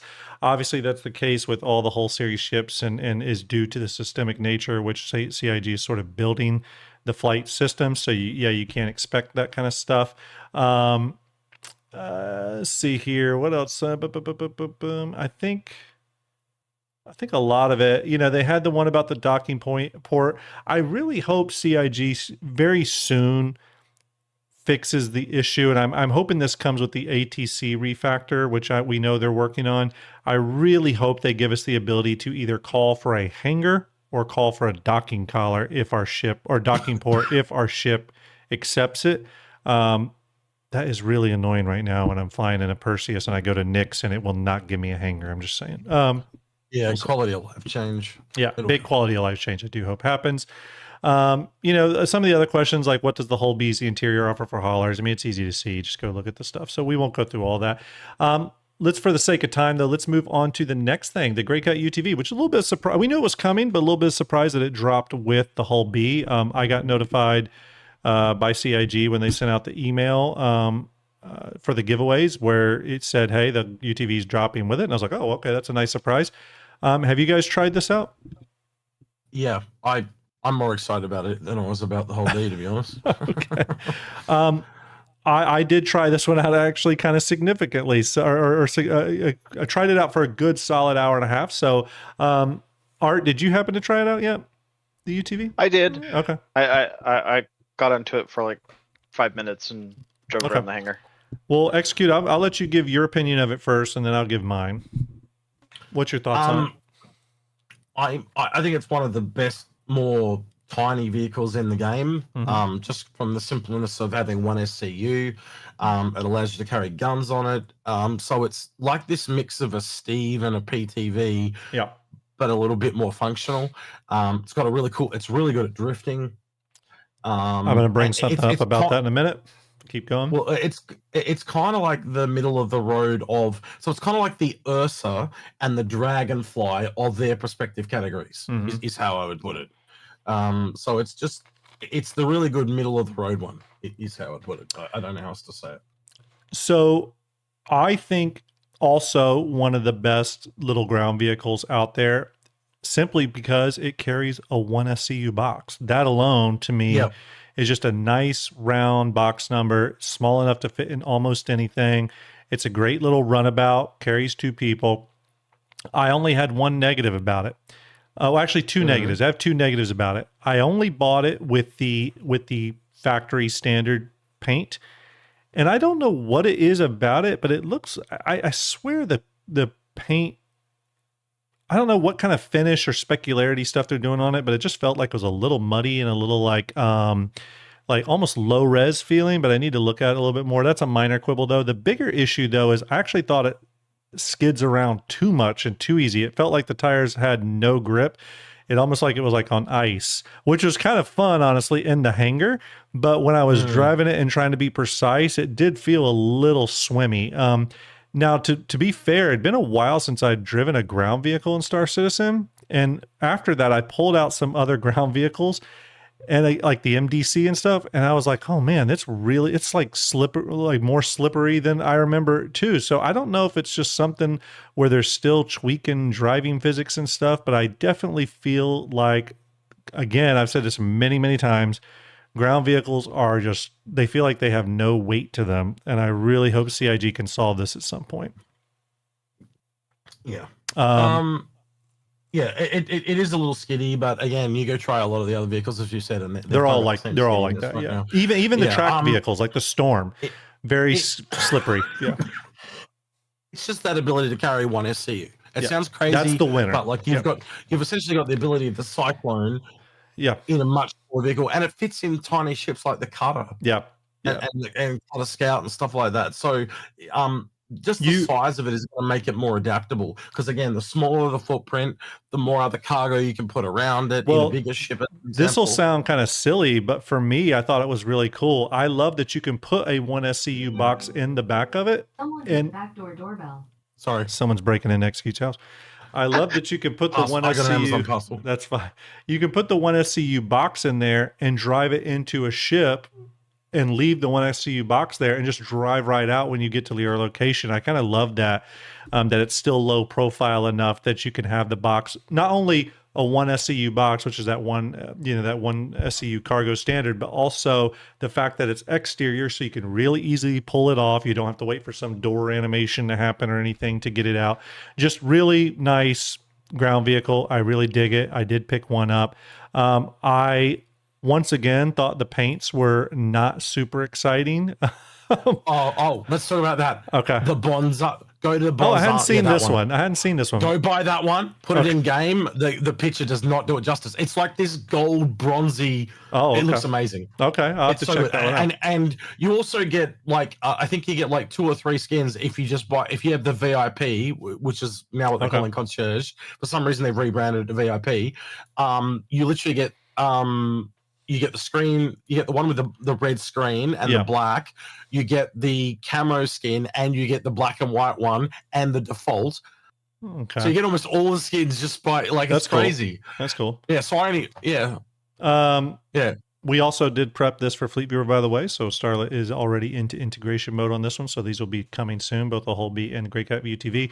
Obviously, this was $35 war bond and $40 credit. Again, these little vehicles like this, I'll be totally honest with you, I wish these were more in the $20 range. I'll just be totally honest with you. I do think it's still a little pricey. I only get these with credit, so that's just my opinion on the price. I want to know why the skins are $5 for a tiny little vehicle. Yeah, that's crazy. That's crazy. Yeah, $2 at most. So yeah, I think there were skins for the Aurora that were $3, and this is a vehicle, and it's what, a third the size. Like, why is it $5? Yeah. Anyway, I'm nitpicking. By the way, Ohio Medic, thanks for the posture check earlier. Cyborg with the hydrate. I have been hydrating. Thank you very much for keeping an eye on me. Boppy Pie, hopefully I said that right. Thanks for the follow. And Eagle reached a 10 stream streak. Thank you very much, Eagle. You're amazing. You won a contest recently. We just had a $100 donation towards the Perseus and Polaris from Shaman Pumacat. It's a hell of a name. Thank you for your donation. That's incredible. Up to $13,346, everyone. Marching towards our $15,000 milestone, where I will stream in my alter ego of Country Grim. That'll be exciting. Again, actually, you should stream in your underwear and just put clothes back on as people donate. I'm not trying to lose followers, but yes. So when we get towards the end of the stream, those donations will come in so fast. I'm just like, oh shit, he's fully clothed. Oh, yeah, when we get to the end of this one, everybody, we will close the Perseus raffle, and I will draw a winner for that. Okay, so stay tuned. Okay. All right. So yeah, $40 for that. I think it's a great little vehicle. If you can get it with credit, I think that's where the real win is. Still a little pricey. When I think of $40, I think, $40 can be a full game off of Steam, or something like that. It's a bit much for a little ground vehicle like this. That's still, it will have gameplay and stuff. I do think that is the case in the future, especially when we have big, large, sprawling bases and stuff. But just right now, it's more of just a nice to have. So yeah, anyways, that's the Graycat UTV. I've heard only like positive things about this as well. You know, the funny thing is I actually thought this was going to come during Invictus, and I thought it was going to be a more military version, and I thought that was going to be the LTI token. I still sort of think that could happen, but I don't know. What do you guys think? As I told you like last week, I've had 2 people from CRG reach out to me and say that we're going to be more busy at Infrunners than we are at usual. So I think we're going to have a lot of ships incoming in Invictus. Yeah. Or Defense Con or whatever they're calling it. But in May. Right, Swan547 donating 75 towards the Perseus and Hammerhead. Thank you very much.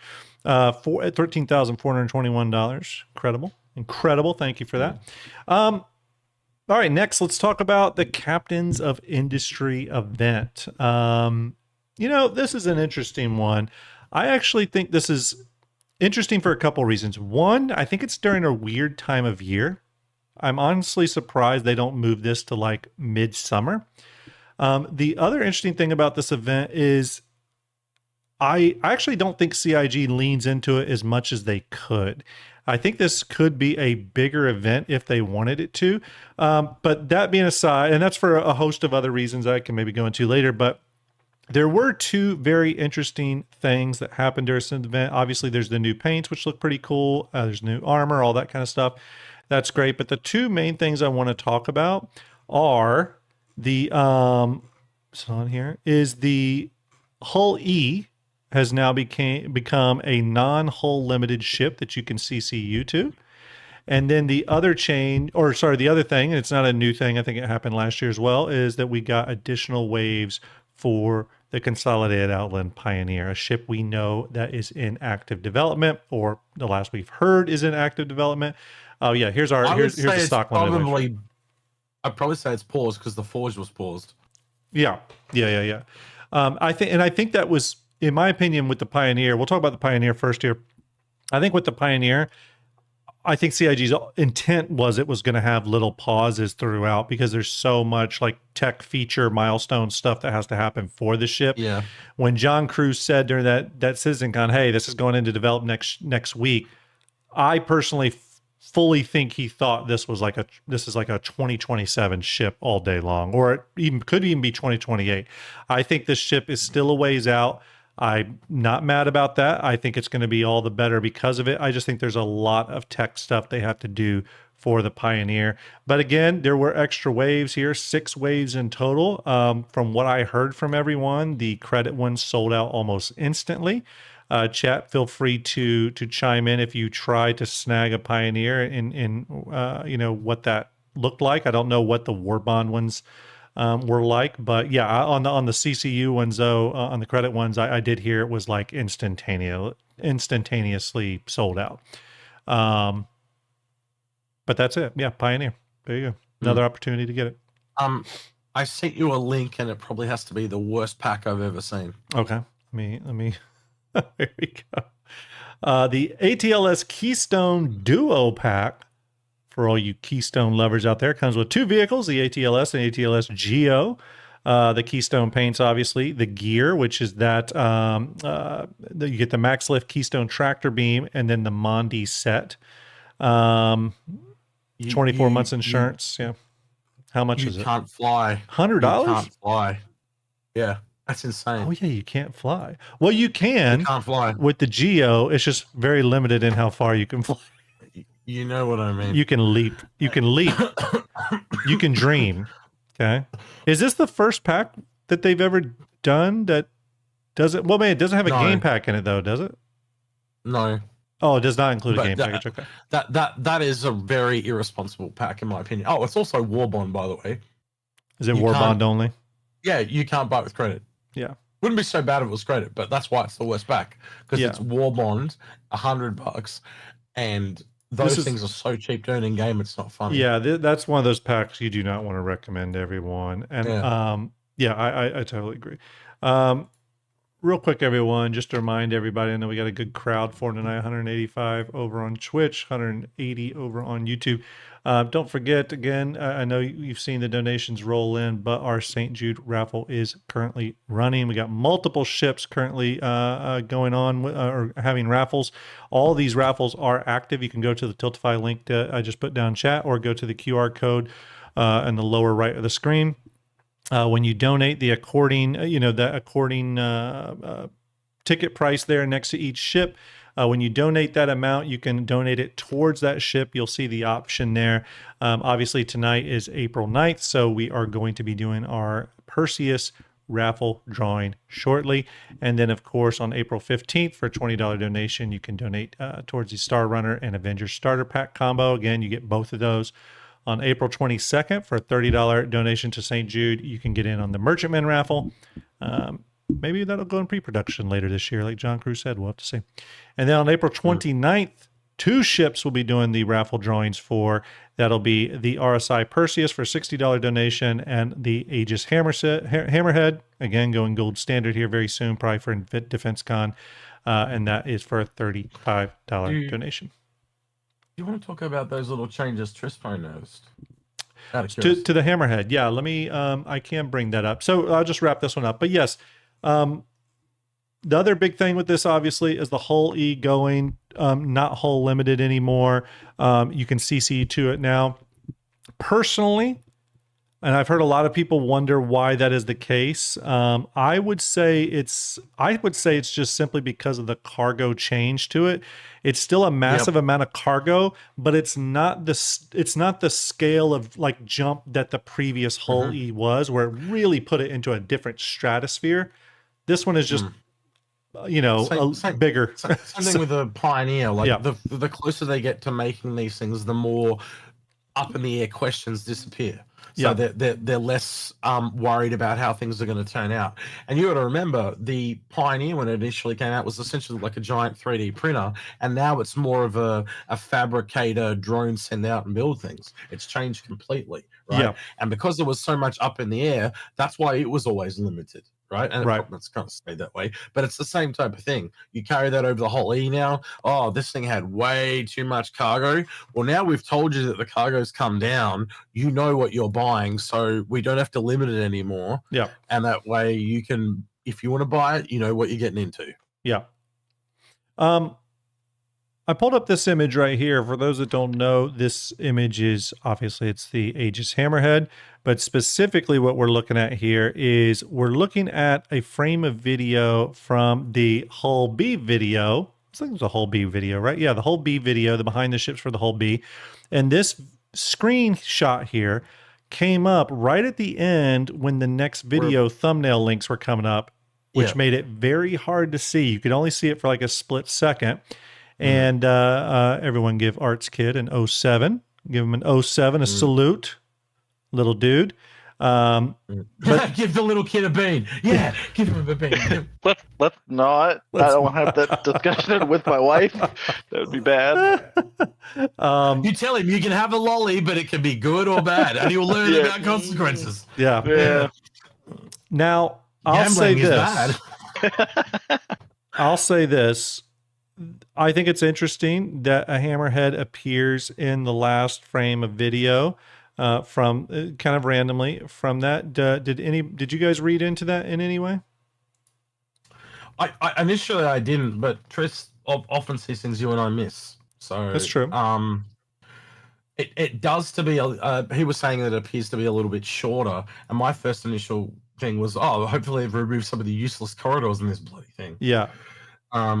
I've closed the image just for a second because I'm bringing something up that I'm going to check. But did you notice any differences on the Hammerhead by any chance? As you said, it looks like it's some different structural or plate changes as well. Kind of a slightly different. Yeah. The only thing I was going to look at is, I'm checking this video. So here's something kind of interesting. I had seen this video before. That was the thing. I had recognized it, but I never saw the Hammerhead there. And do you want to know where I recognize this from?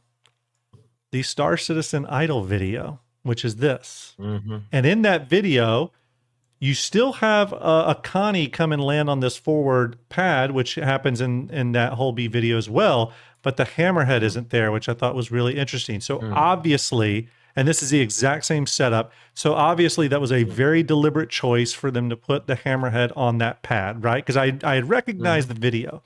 So the fact that I would assume that this is the gold standard Hammerhead, I think at this scale, it is a little difficult to see anything substantially that's changed. Agreed. I will say that in the middle here, I still see a cavity. I know some people were wondering if the cavity was going to be filled. I never thought that was going to happen. And I will say that you still can see a dark shadow there where that seems to live.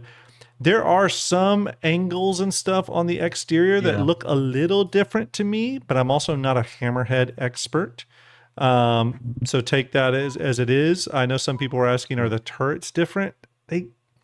I'm like kind of look different, but I can't, you know what I mean? At this scale, it's a little hard to tell. So far away to get that detail. Yeah.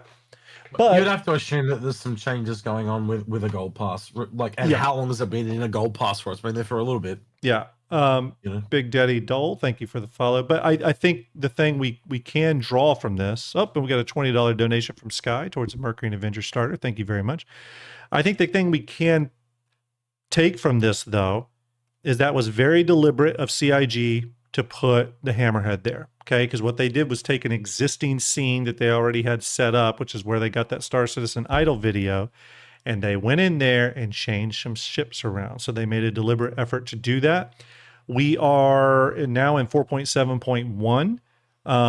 I originally was wondering if we were going to get a 0.2. I think we're going to stay at 4.7.1, and our next patch is going to be 4.8, and that's going to be our Invictus patch. I'm all but certain the Hammerhead is coming during DefenseCon. Would you two agree with that? Do you feel confident of that? Ooh. Yeah, very confident.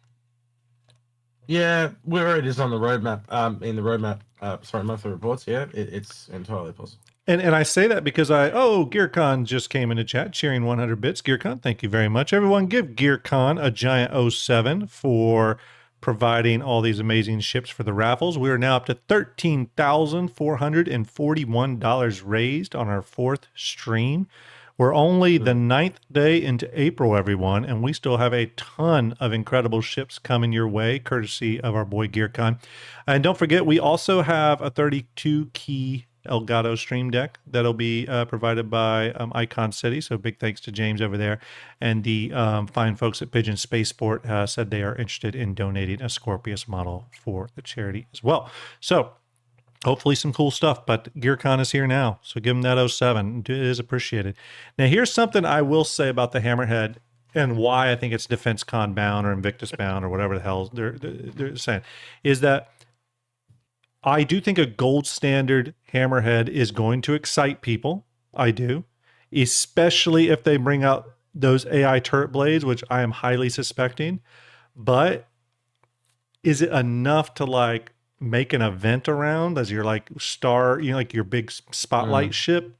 No, we know that's the Ironclad, obviously. I'm speaking a little rhetorically. So the Hammerhead does fit in the event as a gold standard ship. The weird thing there, and I think where your mind is maybe going a little bit on this execute, is the price point that it sits at versus like the Ironclad Assault. Again, a lot of big ships there. We still don't know what those lower, medium, entry-level LTI token ships are. We know we'll get them. But by the way, $40 donation from Macabus. Thank you very much, Macabus. Go ahead, execute. My brain actually goes to them where they're talking in the monthly report about a similar ship. Yeah. Almost like a variant or something like that, which leans into the kit credence that you've been talking about. Yeah, which, let me see if I'm checking to see if, is this the latest one? I think this one's from April. Yeah, here's the ship pipeline from April. Yeah, I mean, the last we heard that Hammerhead mystery vehicle or Hammerhead related vehicle, again, I think the wording's interesting there because they don't ever use that related word. Currently going, went from like the last thing we heard was white box. And then the next thing we heard was, the first thing we heard was concept. And then next thing we heard was white box gate review. I read into that a little bit that it's kind of moving along to get from concept to white box gate review. To me seems pretty fast in the course of a month or so. If again, caveat being if that's totally accurate, which I don't always think these are accurate, but that's you'd interesting. also have the gold passes probably a little quicker than redoing a whole ship too. So yeah. And I know I've said on stream before, oh, maybe it's related because it uses the Aegis kit and it's the Nautilus or something. I still don't think that is it, everyone. When I say that, I'm more just talking like hopium stuff. In reality, I think it could be a Hammerhead variant of some kind. I just really don't know what you would make a variant from that hull for. I feel like the Hammerhead hull's really set up to do what it does, like it's designed. But I'll leave it to CIG to surprise me on that. As I said, I think the most simple variant is just to change the turrets on it. Like if you essentially go from 4 size 4s to say 2 size 6s on every turret, that makes it punch up instead of punch down type of thing. It totally changes the role of the ship. Would that make you mad though that it's not a kit and it's a variant at that point? Well, here's to say, why can't they sell it as a variant, but in game it's a kit? Yeah, that's true. And we've kind of got precedents for that in other ships already. Like you can already see what they're doing with the Atlas as an example. Yeah. You're going to be able to change that. They sell it as one thing, but when the final game is all said and done, it's going to be modular on something. I think I'm going to go out on a limb. I'm going to make a prediction here. Chat, you remember this so you can check me if I'm indeed wrong. My prediction for the Hammerhead Gold Standard Pass is that it's going to have a weapons kit. And you're going to be able to switch out those turrets into something kind of radically different. Maybe it goes to beams or whatever the case may be. I think it's going to have a weapons kit. I am still pretty bullish on the idea, or is it bullish? I forget what the word is. I'm still very much leaning towards AI turret blades coming at Invictus. I'm totally ready to be wrong on that, but I'm currently leaning towards that being likely because when I think about the Hammerhead, every time anyone talks about the Hammerhead, there's like giant caveats. Oh, it's got a big crew count. It's hard to effectively utilize. So I keep thinking is like, what is the thing that would get people to spend money on the Hammerhead? Because it's an expensive ship. AI turret blades would change that entire conversation. It would definitely make it a lot more functional, especially in the current game. Yeah. So anyways, going back to it, it's just interesting that this was there. The fact that they teased that in that whole B video, we know that CIG's thinking of it. It's top of mind. Could be coming soon. We'll have to see. It is a military ship, so it could fit in the whole Invictus theme. However, we know that with this year's event, it seems to be all focused around DefenseCon. Now, again, as I pointed out last stream, it's no longer Drake DefenseCon. It's Drake Presents DefenseCon. And I think that little wording change there is kind of interesting. Significant. It means that maybe other manufacturers can be there. It's just that Drake is like the main sponsor. It's very different from I went and looked at, not last year's, but the 2 years before. And I looked at all the branding for DefenseCon and there was no Presents there. It was just Drake DefenseCon. So I still think it's very likely we could see this there and it would make sense. So. Admiral Kusanagi says something I think is interesting. He says, I would never expect to see AI turrets on a Hammerhead. That would derail what CIG is trying to do. Well, one thing I'll point out about that, and I do think I deleted that. So, someone in our Discord sent this to me. On the Perseus Q&A, in the Q&A for the Perseus, that specific question is asked, will manned turrets be able to be slave to AI blades? And CIG answered yes. So at some point when AI blades come in, whether that's 5 years from now or at Invictus, the Hammerhead's going to radically benefit from that, I think. So it is going to affect the Hammerhead. If they, again, my thing with that is there are so many ways CIGs could turn those knobs with that. For example, and when I say AI turret blades, obviously I don't mean NPC crews, I just mean literal computer blades, is that let's say you run a Hammerhead, but you got 5, and remember there's limits to how many blades you can run. But let's say you throw 4 turret blades in it that control 4 of the turrets. You can put qualifiers in there that state that, okay, so you don't have a crew member in there now, you have the AI turret blade, so maybe it shoots at a slightly slower rate or has slightly less power, whatever the case may be. There's tons of things CIG could gamify to put limitations in on that to where it's not an instant win. I also don't think it'll be an instant win just because I think people will be better. But I don't think you're going to be able to put AI turrets on every single turret in a Hammerhead. I don't think it's going to have the avionics package or I don't either. Yeah, it's not going to have the power. Yeah, you might be able to get the gatekeeper is the power. Yeah. What do you reckon? 2, maybe 3 at best. I'm not really seeing much beyond that. I would give it probably a maximum of 4, and that's being generous. Yeah, that is extremely generous. Yeah. Do you think the Hammerhead could be getting PDCs? I think it will get PDCs. Yeah, it could. It's right now with the way things are, with now the ability of armor and stuff kind of swatting at these smaller caliber of ships not being able to tackle a Hammerhead as much, giving the Hammerhead the availability of PDCs to kind of screen and escort, which is what it's designed to do. It adds more to that umbrella of capital ship combat, and with tactical ops coming with this patch, it makes perfect sense, because we're going to be doing a lot of fighting, and I think we're going to get a lot more tweaks post that, because that's going to be a huge testing ground for capital ships. Yeah. Yep, I could see that. Yeah. And didn't we just get confirmation too that 4.8 is bringing on tactical fleet ops, right?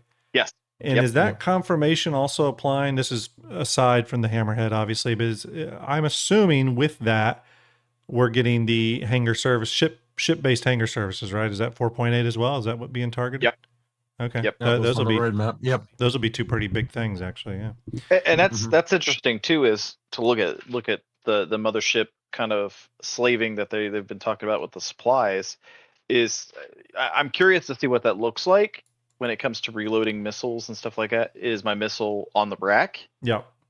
Is it my missile on the missile rack that you can put them on the grid? Like, how does that work? Are we going to get new boxes? I mean, there's a lot of things they can do. I think you're talking tiers, man. I think initially it's all going to be automatic, and then I think it's all going to, as things are getting implemented, eventually you have to run a hose up and put it into the refueling port. You're going to have to manually track the beam with missiles on.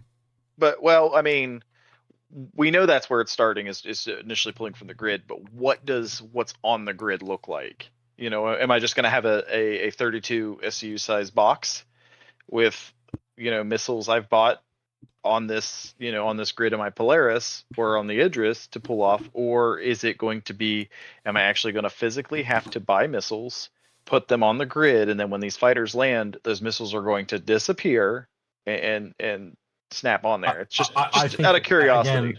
Again, at tier 0, I think it's just going to be what is ever on the grid. And then I think start with the bare minimum and go up in stages. Quite honestly. Yeah. I mean, have they even said, like, I'm looking at the roadmap right now, obviously, or the latest roadmap update. They do confirm here, set to tentative the tactical strike group stuff, implementing a new cooperative ship combat experience featuring a series of objectives and challenges designed for multi-role fleets. Players are encouraged to bring a diverse lineup, equip the right loadouts, and be ready to refuel and resupply both ships and FPS plus. Okay, so that was something I was going to ask about, is that in those hangar services, has CIG specifically said that it's repair, rearm, and refuel? Or is it just refuel? Or is it just, you know what I mean? Like, what all services? Obviously, they say refuel and resupply here. So, at the very minimum, those two. Hopefully, all 3 of those are ours come on. Well, you can always do repair anyway, because you can just pull out the hand tool. Right. Yeah. Plasma grenade, space combat missions, defend missions, some other stuff there. Real quick, everyone, want to swing over here. We are about 15 minutes away from drawing the Perseus raffle. 15 minutes away, drawing the Perseus raffle. Okay. So like I said, get in if you are intending to have a chance at the Perseus. Get in on that now. I'm actually going to look up for everyone how many people have purchased Perseus specific tickets to give you all an idea of what your odds are looking like. If you remember, I went over that earlier. It was looking good. Let me get it. At least one each. Yeah, let's see here. Okay. All All right, here's your odds. It's your odds are still pretty good. GearCon just cheered 200 bits. Thank you, Gear. Appreciate you, buddy. I'm providing the ship raffle for tonight, the RSI Perseus. But there are 66 Perseus tickets sold. Okay, so 66. So with your donation, you're looking at a 1 in 66 chance of winning. That's actually not bad. Execute order 66. Execute order 66. Yeah, so it's not bad at all. So again, if you want to get in on this, we're about 15 minutes away from doing this drawing. Okay, so try to get in on that while you can. I will go ahead and say, everyone, that for the St. Jude raffles, there are no multipliers or anything like that going on for anyone. If you donated $40 towards the Perseus raffle, you got a ticket. If you donated $80, both towards the Perseus, you got 2 tickets. That's how it's done. Now, I have to look at the way the drawing is. I may have to do it off screen because I don't want to dox the person.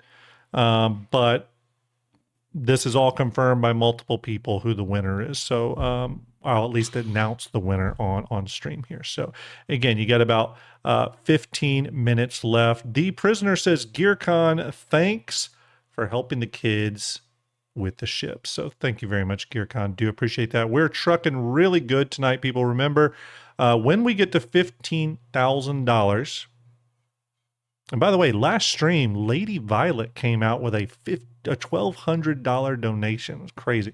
But when we hit $15,000, I am going to do an entire 2-hour stream as my alter ego, Country Grim. You're all going to enjoy it. Cowboy hats involved, mullet wigs, you know, the whole deal.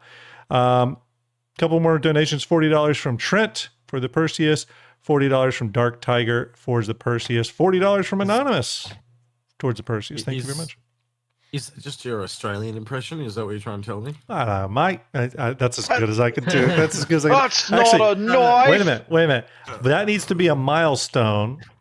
All 3 of us will do a new stream, but we have to switch roles. Maybe I'll be execute. Maybe Art has to be me. Like we'll flip it up. We'll flip some coins. I don't here. think I can do American. I don't think I can do American accent. You can't do an American accent? American is really hard to do promptly. And I'm going to remember, I've still got a stuffed up voice. I'd have to practice a little bit. Excuses. Mithras won with a $40 donation. I'm walking here. That's about the best I can do. I'm walking here. Walking here. Also, everyone, do not forget, okay, I'm doing my MISC Hull B giveaway. Again, this is not tied to St. Jude. This is just a giveaway. You can get in for free. Make sure you try to do that while you can. I do have the link for you. I will post that down in chat right now. This is just through Gleam like we always do. This coming Sunday, okay, so only 2-3 days, I'll do the drawing live on stream for the MISC Hull B. It does come with a game package and LTI, okay? It does come with LTI and a game package, so that's great. I think you get a skin with it too. You get the white and blue one, I believe. Yes, you do. You do the Keystone. Null Sprite just came in with a $120 donation towards Perseus and the Starlancer attack. Thank you very much. We're cruising here, everybody. $13,761. That's incredible. Yes, Hull B, really nice. Speaking of game packages, by the way, I'm not going to name him in case he doesn't want to be named, but one of our community members heard that I was in search of a Squadron 42 game package. I realized I had never owned one, if you can believe that. I never had anything that had a Squadron 42 game package, and he very, very graciously hooked me up. I have announced to people that I've been looking for a way to better thank people that donate, that use referrals, that offer up things and stuff for the show. I am very close to announcing how I'm going to do that. I'm not saying it's like some revolutionary way of thanking people, but I do want to thank people a little better and recognize people that chip in. So that is something I'm working on, and probably we'll have that ready for Sunday. Okay. My brain went weird places where you mail dog shit to the house. Yeah, but anyway. Thanks. God. All right, here we're gonna get to some questions here. I think some of these questions, based off what I looked at, we got to do some beans. You're right. How many beans do we got to do? What's the number? We're at 4. Oh, for God's sakes! But we could do just like one, and then like do like one later, and then we'll be good. Why don't you just preemptively load up and go 5, and then you've got one that you let's do 2 now. We'll do 2 now and 2 one before we draw. Okay, we got about 15 minutes for the drawing, so let's pull 2 out.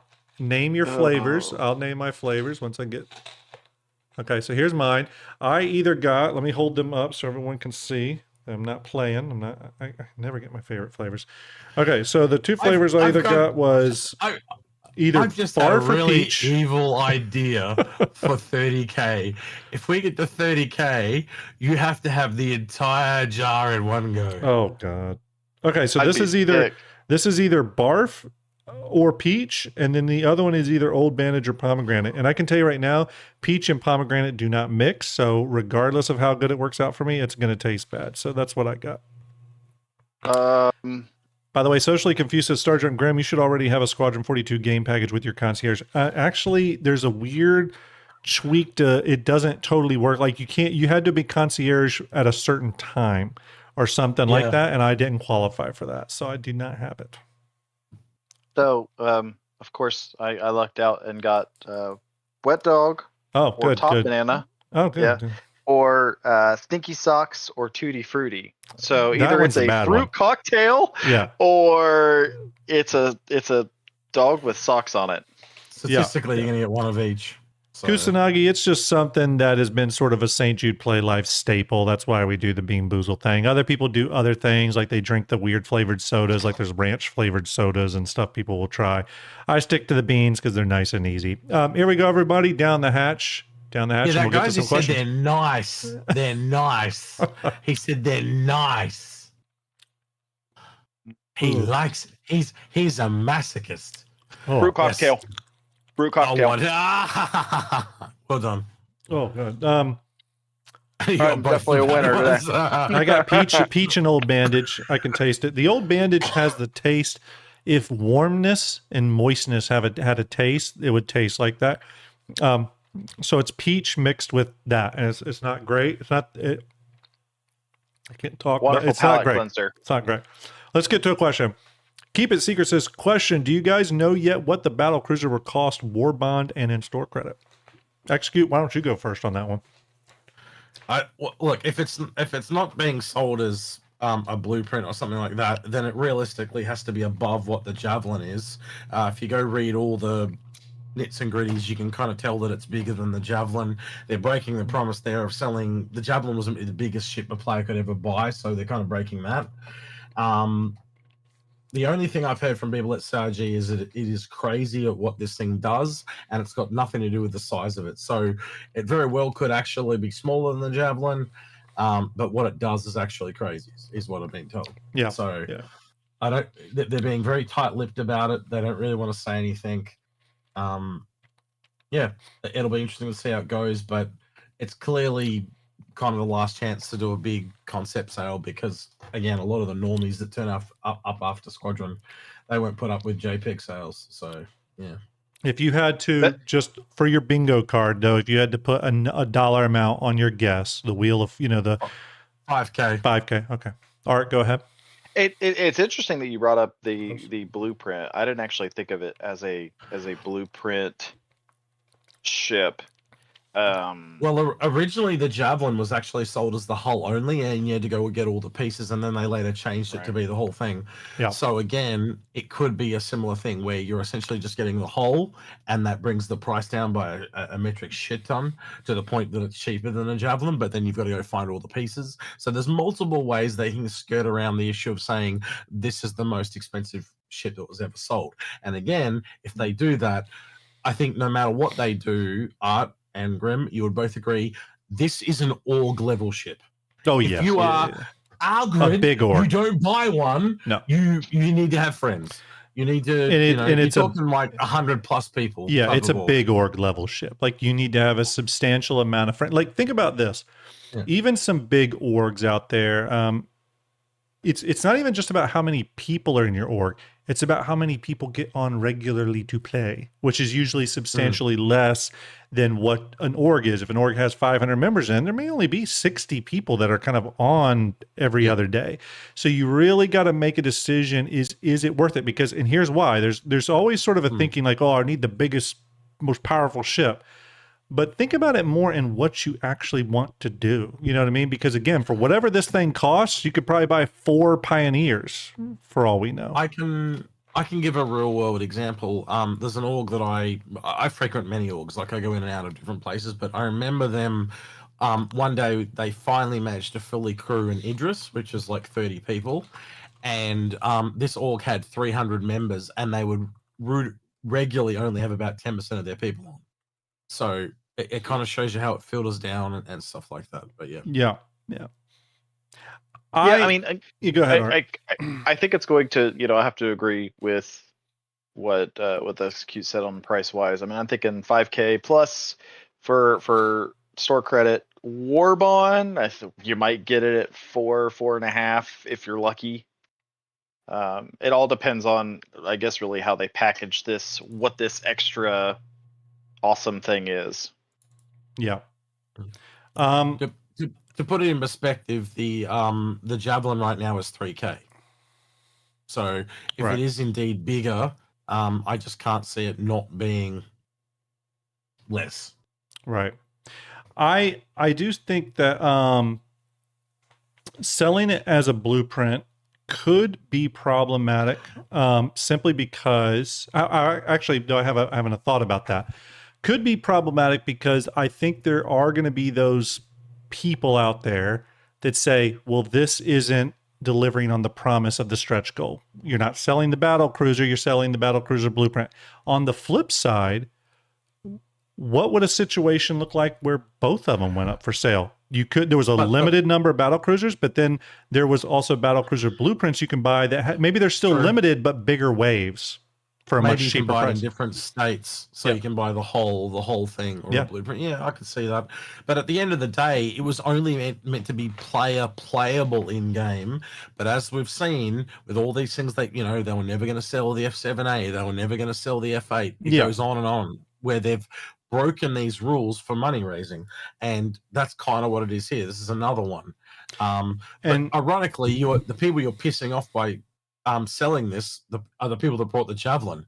So I've actually said before, and I've said again, you really need to give the people that had a Javelin an option to have some kind of upgrade from a Javelin to this. So outside of the waves, they don't need to spend 5K. Maybe they can just spend 2K and they can upgrade their Javelin into a whatever this is going to be called, the battle cruiser. And kind of an aside, but just on the whole, money raising discussion you're talking about there. I don't know if either one of you watched Space Tomatoes video he just put out about, I think it's titled "The Real Reasons Quadrant 42 Has to Release This Year." And it's, they just released the 2024 financials, and he goes through that and he kind of talks about some of the credit liability that's currently, or that was going on at that time, at which point there was I forget what it was, 30 million credit liability. And then that was going to jump because of some clause up to 71 million or something.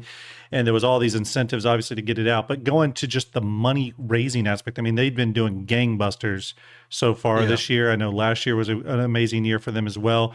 They're doing really good this year. You've heard things execute around you've heard murmurings of this is going to be a crazy busy Defense Con, Invictus, whatever, or crazy year. So I think all options are on the table, I guess is what I'm saying, where I hadn't thought about it till I literally said it, but I could totally see a scenario where they sell the ship in a very limited amount of waves, and then they sell the blueprint a little bit more open, a lot more cheaper, still limited. But however they can maximize that final concept sale, I could see them doing that. And to be quite honest with you, from a pure press standpoint, because you know how it is, every time they sell a big expensive ship, there's the negative articles. The more paths they can give for that ship, where some's cheaper, some's more expensive, I think is better. They're never going to get away from some bad press from this. It's a concept ship going up for sale. That's going to happen. And by the way, Coralite, thank you for that donation, $40. Appreciate it. It'll be like the Javelins. This is only to be sold to concierge people straight off the bat. You won't be able to buy it unless you're concierge, which is what the Javelin and the Kraken are like as well. You can't, and the Idris, you can't buy them unless you're concierge. Oh, that's right. I forgot about that. Yeah. Okay. You know, they are going to make a lot of money on this, but the other thing is, like, how limited are they going to be? I haven't even got to that part yet. Do they only release 500 of these and that's it? Yeah. You know, see what I mean? Like, how many are they real? Like, this is the biggest ship in the game. And if we kind of look back to the Javelin, they've probably done at least 100 every year for that. So we're up to what? Let's just say roughly there's 1,000 Javelins in the wild. You go to a step above that. What does that trickle down to? What's the percentage there? Is it 50%, 20%? Like, what is that? And I don't know what that number would be, because again, you're gonna have to look at the functionality of the ship. Is it going to become like an aircraft carrier, like the Bengal? Is it going to be a full-on attack ship? And being the name battlecruiser, I have to assume it's more Javelin-esque and a full-on attack craft. That's where my brain goes, but we'll see. The only thing, too, that I think could change this discussion a bit in regards to the battlecruiser 2 is what you brought up a little bit ago, which we also heard Ben Curtis, Ben Curtis say during the All Ships Q&A, which is that the ship does something kind of unique. It has a unique function to it. And I got to tell you right now, if the battlecruiser is just a bigger Javelin, I'm kind of not super interested in it, to be totally honest with you. But if it truly brings something unique that we haven't seen before, that does change the conversation around it. And the caveat to that being, whatever function this brings, it's going to be kind of interesting, because you get into a place where, let's say it brings a function or something into the game that really is valuable. Now you've sort of got that valuable function behind this massive purchase. Sort of like the Pioneer, where the only way you can, at least currently, we know this will change in the future, but at least currently, the only way you're going to be able to build the supply bay to build a space station is through the Pioneer. It's sort of gatekeep through that ship. So I'm curious if this ship is going to have some gatekeep function that the only access to it is through this. And when you have unique function there, you can sit there and rattle off like a dozen different things. Like, what's one that comes in a moment? What if this thing's got a massive armored plated shield and other ships can hide behind it? You know, so it's got this defensive structure. What if it's got 2 Aegis railguns on it and it can, you know, like, what is that function? Yeah. Well, until we see it, we're not going to know. What if it allows you to set that as your home spawn location, and wherever it goes, you can spawn there, versus you know, any possibility of being, you know, new patch rolls out, whatever. What if it's like the Enterprise and the saucer section breaks off? Who knows, right? It better have a saucer section. Yeah. Does it go the extra step and it combines multiple ships that we know of together? Like, can it deploy mines and turrets? Can it set up its own little minefield? You know, like, we don't know. Right? Barry Blue Jeans, thank you for the $40 donation. The amount of rumors I've heard of an Anvil capital, like, I've been hearing them for almost nigh on a decade now, and the number of things I've heard each way, I will be really surprised if it's not Anvil, because they know how much that thing is wanted. And I look at things like we saw this year with VMXio's Aurora picture. I've had confirmation that was 100% what inspired the Mark II, by the way. So when you bring that full circle and come around, knowing how many people wanted an Anvil battlecruiser or an Anvil capital, I just can't see it not being Anvil. And knowing that they are the only, like, RSI have got big ships, Aegis have got big ships. I just can't not seeing it not being Anvil. If it is. Okay, I was wrong, but I just can't see it not being, knowing how many people have talked about it over the years. By the way, Gearcon says, don't you all think there's going to be a sale of the battlecruiser before 1.0, some limited concept sale? Yeah, that's going to be Invictus, unless I'm reading your question wrong, Gear. But yeah, at Invictus, we're confirmed we're getting the battlecruiser concept sale. So that's definitely coming. So, and by the way, everyone, the image you see on screen is just a mock-up I did. But real quick, everybody, about 5 minutes away from me closing the Perseus raffle. 5 minutes away. If you want to get in on that, now is the time. So get it in. $40 donation towards a Tiltify link, towards a QR code. We'll get the Tiltify link in there if you wouldn't mind, Art. And then, yeah, you got just about 5 more minutes, okay? I want you to visualize this too, though, right? We've got some bigger ships like the Carrack, the Liberator, those Anvil ships, but we don't have anything armored other than like the Terrapin. So you need to take a Terrapin and scale that up. Yeah. Ooh. Just gonna say, that could be really interesting. This literal flying tank could be, rather interesting. We also don't. We have ships that have been hinted towards it, and I guess we don't really know what it would look like, other than we've heard Richard Tyre say that the Hollow Globe is coming before 1.0. But where I was going with it was like, we really truly don't have anything that is centered as a command and control ship. Yeah. You know what I mean? And hopefully CIG expands on that a little bit. If the battle cruise, let's just say for shits and giggles, that is the battle cruiser's unique function, is it has all this crazy command and control stuff going on in it, then maybe finally CIG will talk to us about what command and control looks like, how the Hologlobe is going to be utilized. Are we going to have that scene that looks like this, for example, in our own ships where we can sort of visualize things? I don't know. I don't know if that's the function of this. I'm not saying it is, but whatever that new function is, I imagine we're going to get some discussion around it, you know what I mean, which will be interesting. That function was always talked about in the Idris and the Javelin and a few other ships, so that is coming eventually, but it's a cut before the horse problem. As I always talk about.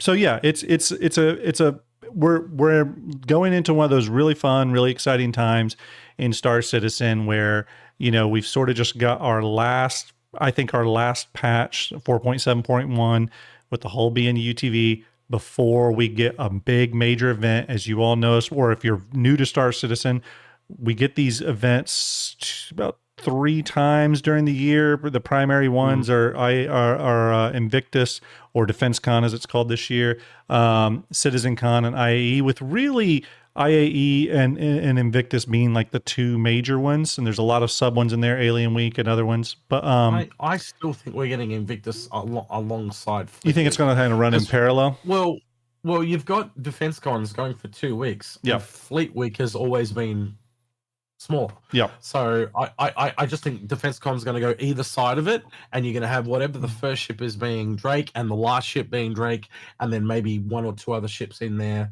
that are more military-esque that come out of it. Maybe it's the Hammerhead rework. Who knows at this point, because there's a lot up in the air. But I think being 2 weeks long and seeing what we saw with the Perseus and the Salvation, I can't not see parallels, right? So my brain goes, like you and I talked about another Golem variant as example, right? I could see something like that at the start, and then I could see the Ironclad at the end. And again, from the last 4 or 5 years of sales, I think you'd have to agree with me. We traditionally see a small starter at the start, and then we have something medium in the middle, 1 or 2, and then at the end we get the really big ship. That's traditionally how it's come. They crescendo it, so to speak. Yeah. Because you can see here, these are some of the poster artwork that has leaked out. I can confirm these are real. I saw them in an Evo build or a Tech Preview build, but these have leaked out into the wild, so I consider them out and about. May 14th to May 27th, Area 18 Stanton. So, Defense Con is running again. You can see that up here where it says Drake Presents now, so the wording is definitely tweaked there, a little different. I love that they kept the Cutlass, though, as the main ship on the icons. Pretty cool. But yeah, so it should be an exciting time. It's going to be interesting to see. Let's rapid fire a few questions before we end the drawing. Let me go back to our raffle information so everyone knows here. Got about just a few more minutes, everyone. I'm going to rapid fire some questions here. Let's see here. Okay. Question: do you think there's room for ground vehicles to improve gameplay and have their own loop? It seems like they're an afterthought, extra money from people's. Oh, wow. Really? Yeah. Yeah, there is a massive game design document on ground combat. Yeah. If you don't know, Chris Roberts, a massive fan of Battlefield 2. Yeah. And Battlefield from back in the day. He's essentially going to have ground combat akin to Battlefield. And you can see it. We predicted shields. They've all come to pass. Yeah. They are going to eventually be put in game. I think there's going to be and defending them. Yeah. I even think with our own bases and stuff in the future, there's going to be crazy ass turrets and generators you can get that prevent flight in and around the area that you have to do. the Citizen Con with the 400i. Yes, They have the turret shooting at it. You know, so there's going to be area of denial stuff. So. Well, we've got it in the was it the MTX, whatever it was, the one with the turret on the back of the vehicle. Yeah, or PDCs on the back of the vehicle, but also they'll have like Atlas platforms that you can have deploy, and it'll have a turret on it and stuff like that. So yeah, everything is interconnected, and they're definitely coming to pass. Schrodinger says, question, do you think the Kraken might have the ability to dock with other ships via the large docking ports on its nacelles? Yes. And yep, I do think that as well eventually. And do you think it would be able to service those ships? Great use of the whole B as an example. Yeah. You could unload the whole B directly onto the Kraken with a docking port. Says here, do you think it'll have the ability to service those ships? Or do you think it might get drones for extending its RRR role? I don't think it's getting drones, no. I don't think it's getting drones.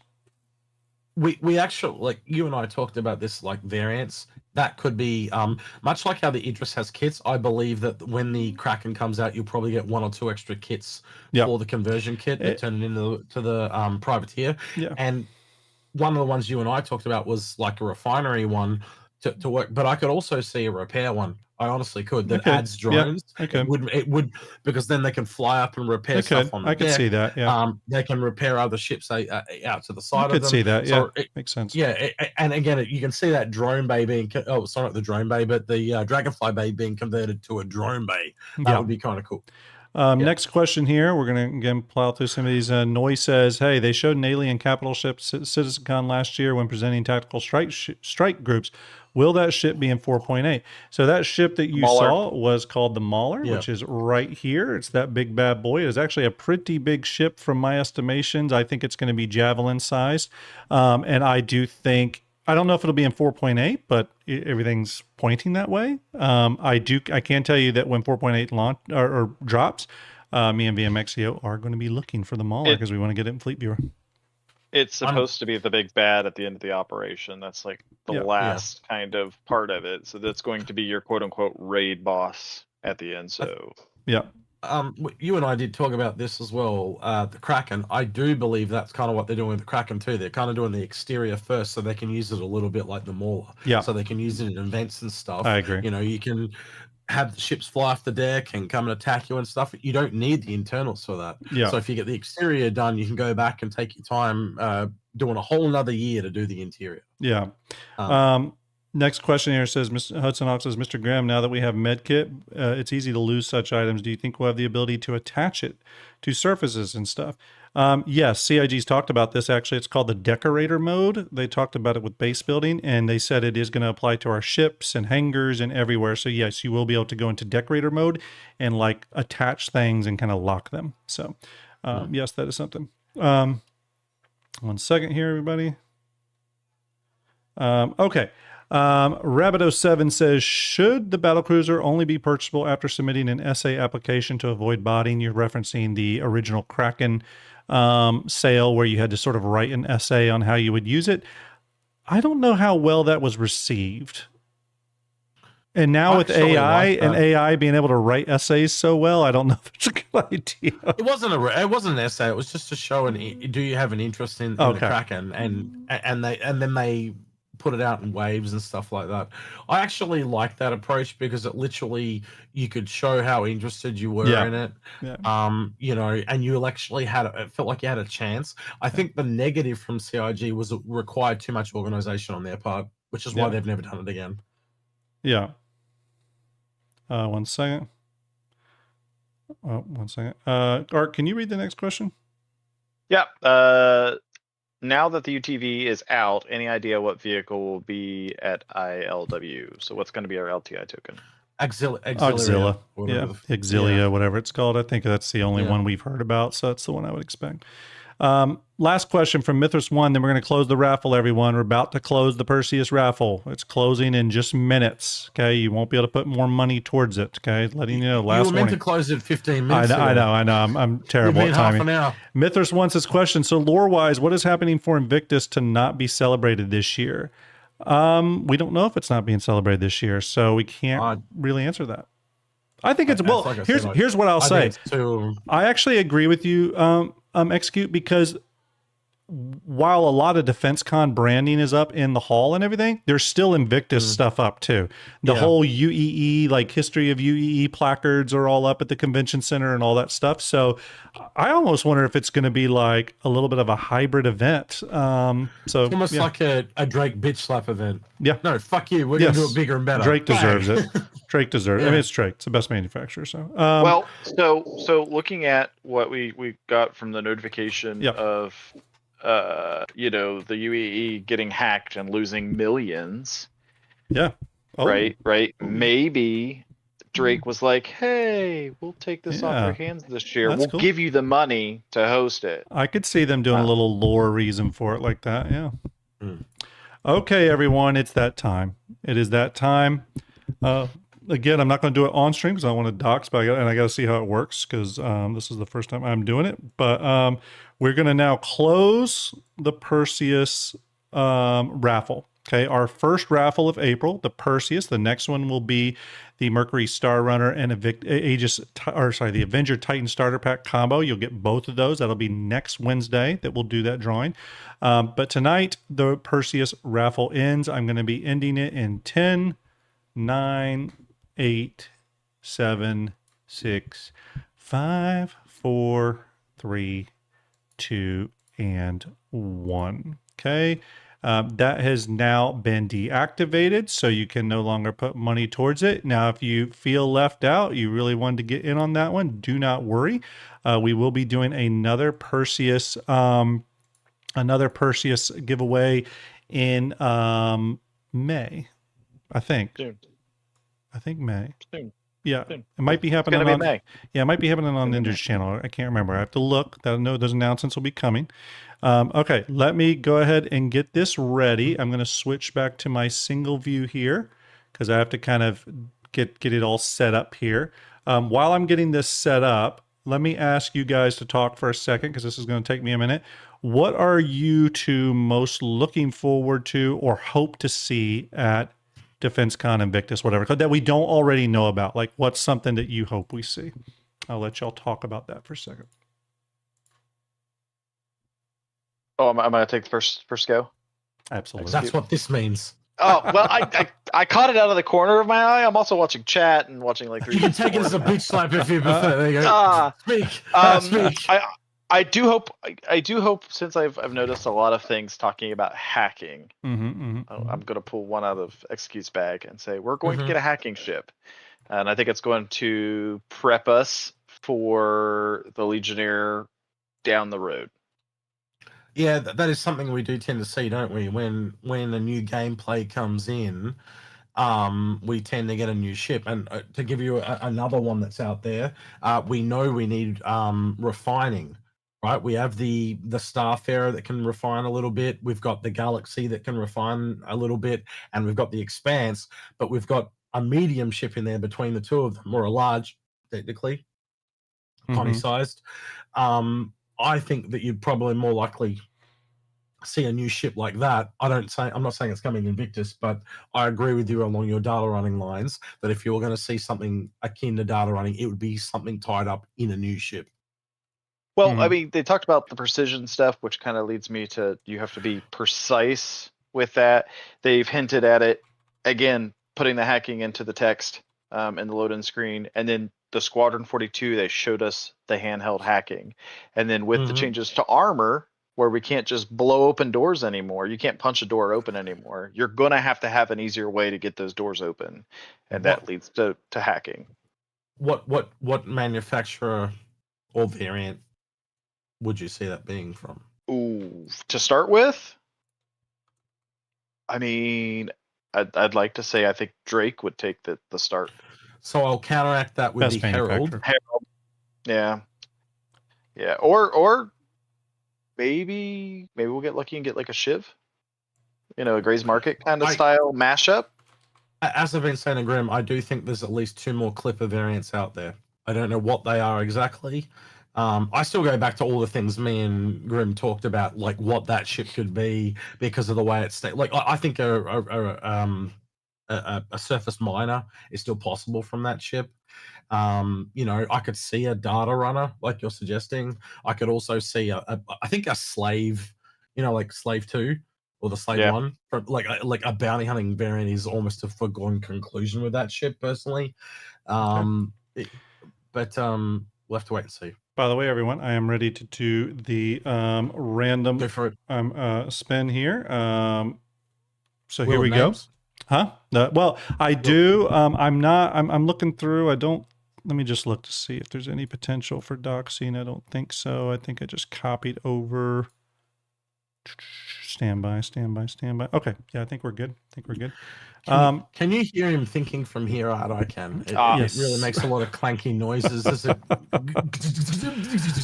One of the gears got stuck. Everyone, count. Math is hard. Yes. He's out of grease. First off, I want to thank everyone for your incredible donations tonight, taking us from 10,000 something all the way up to $13,841. That is incredible. We still have a ton of raffles to do this month. Huge thanks to GearCon in chat. Everyone give GearCon an 07. He's the one that's offered up this RSI Perseus that we're giving away tonight. I'm going to do the drawing, and then after I do the drawing later tonight, I'll be emailing that person to confirm all the details with them, and then after that, I'll get together with GearCon and we'll make sure that ship goes out in good order, okay, and a quick turnaround. But for now, you know what time it is. It is time to do the Perseus giveaway. Here we go. I'm feeling a little sick to my stomach. Here we go. I owe Not you gonna a bean. lie, I was a little before we spin, my daughter came in. I'm gonna give her a good night hug. There we go. Okay. Kiddos stream today apparently. All right, so I'll put my son, your daughter. It's gonna be chaos and it's gonna be fun. There we go. And we're gonna be doing a daddy-daughter stream. We're gonna do some fashion games. So you're gonna see how I put together some fashion. So you get the thumbs up. There we go. Bobby right along. Yes.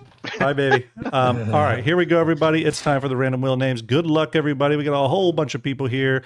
If you bid it on multiple tickets, your name is in there multiple times. Here we go. In 5, 4, 3, 2, 1.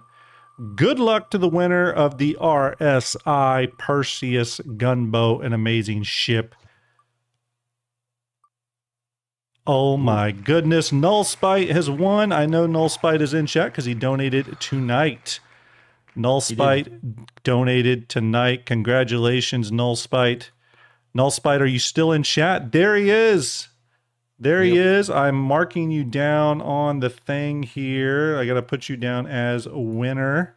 Congratulations, Nullspite. I will get back with you via email. And when I do that, I will get all your information. I do have your email here. I'll get with you via email, and we will get you set up with your ship. Again, everyone, thank you so much for donating towards the Perseus, but more importantly, donating towards St. Jude and the amazing work they are doing for sick kids and their families. I sincerely appreciate it.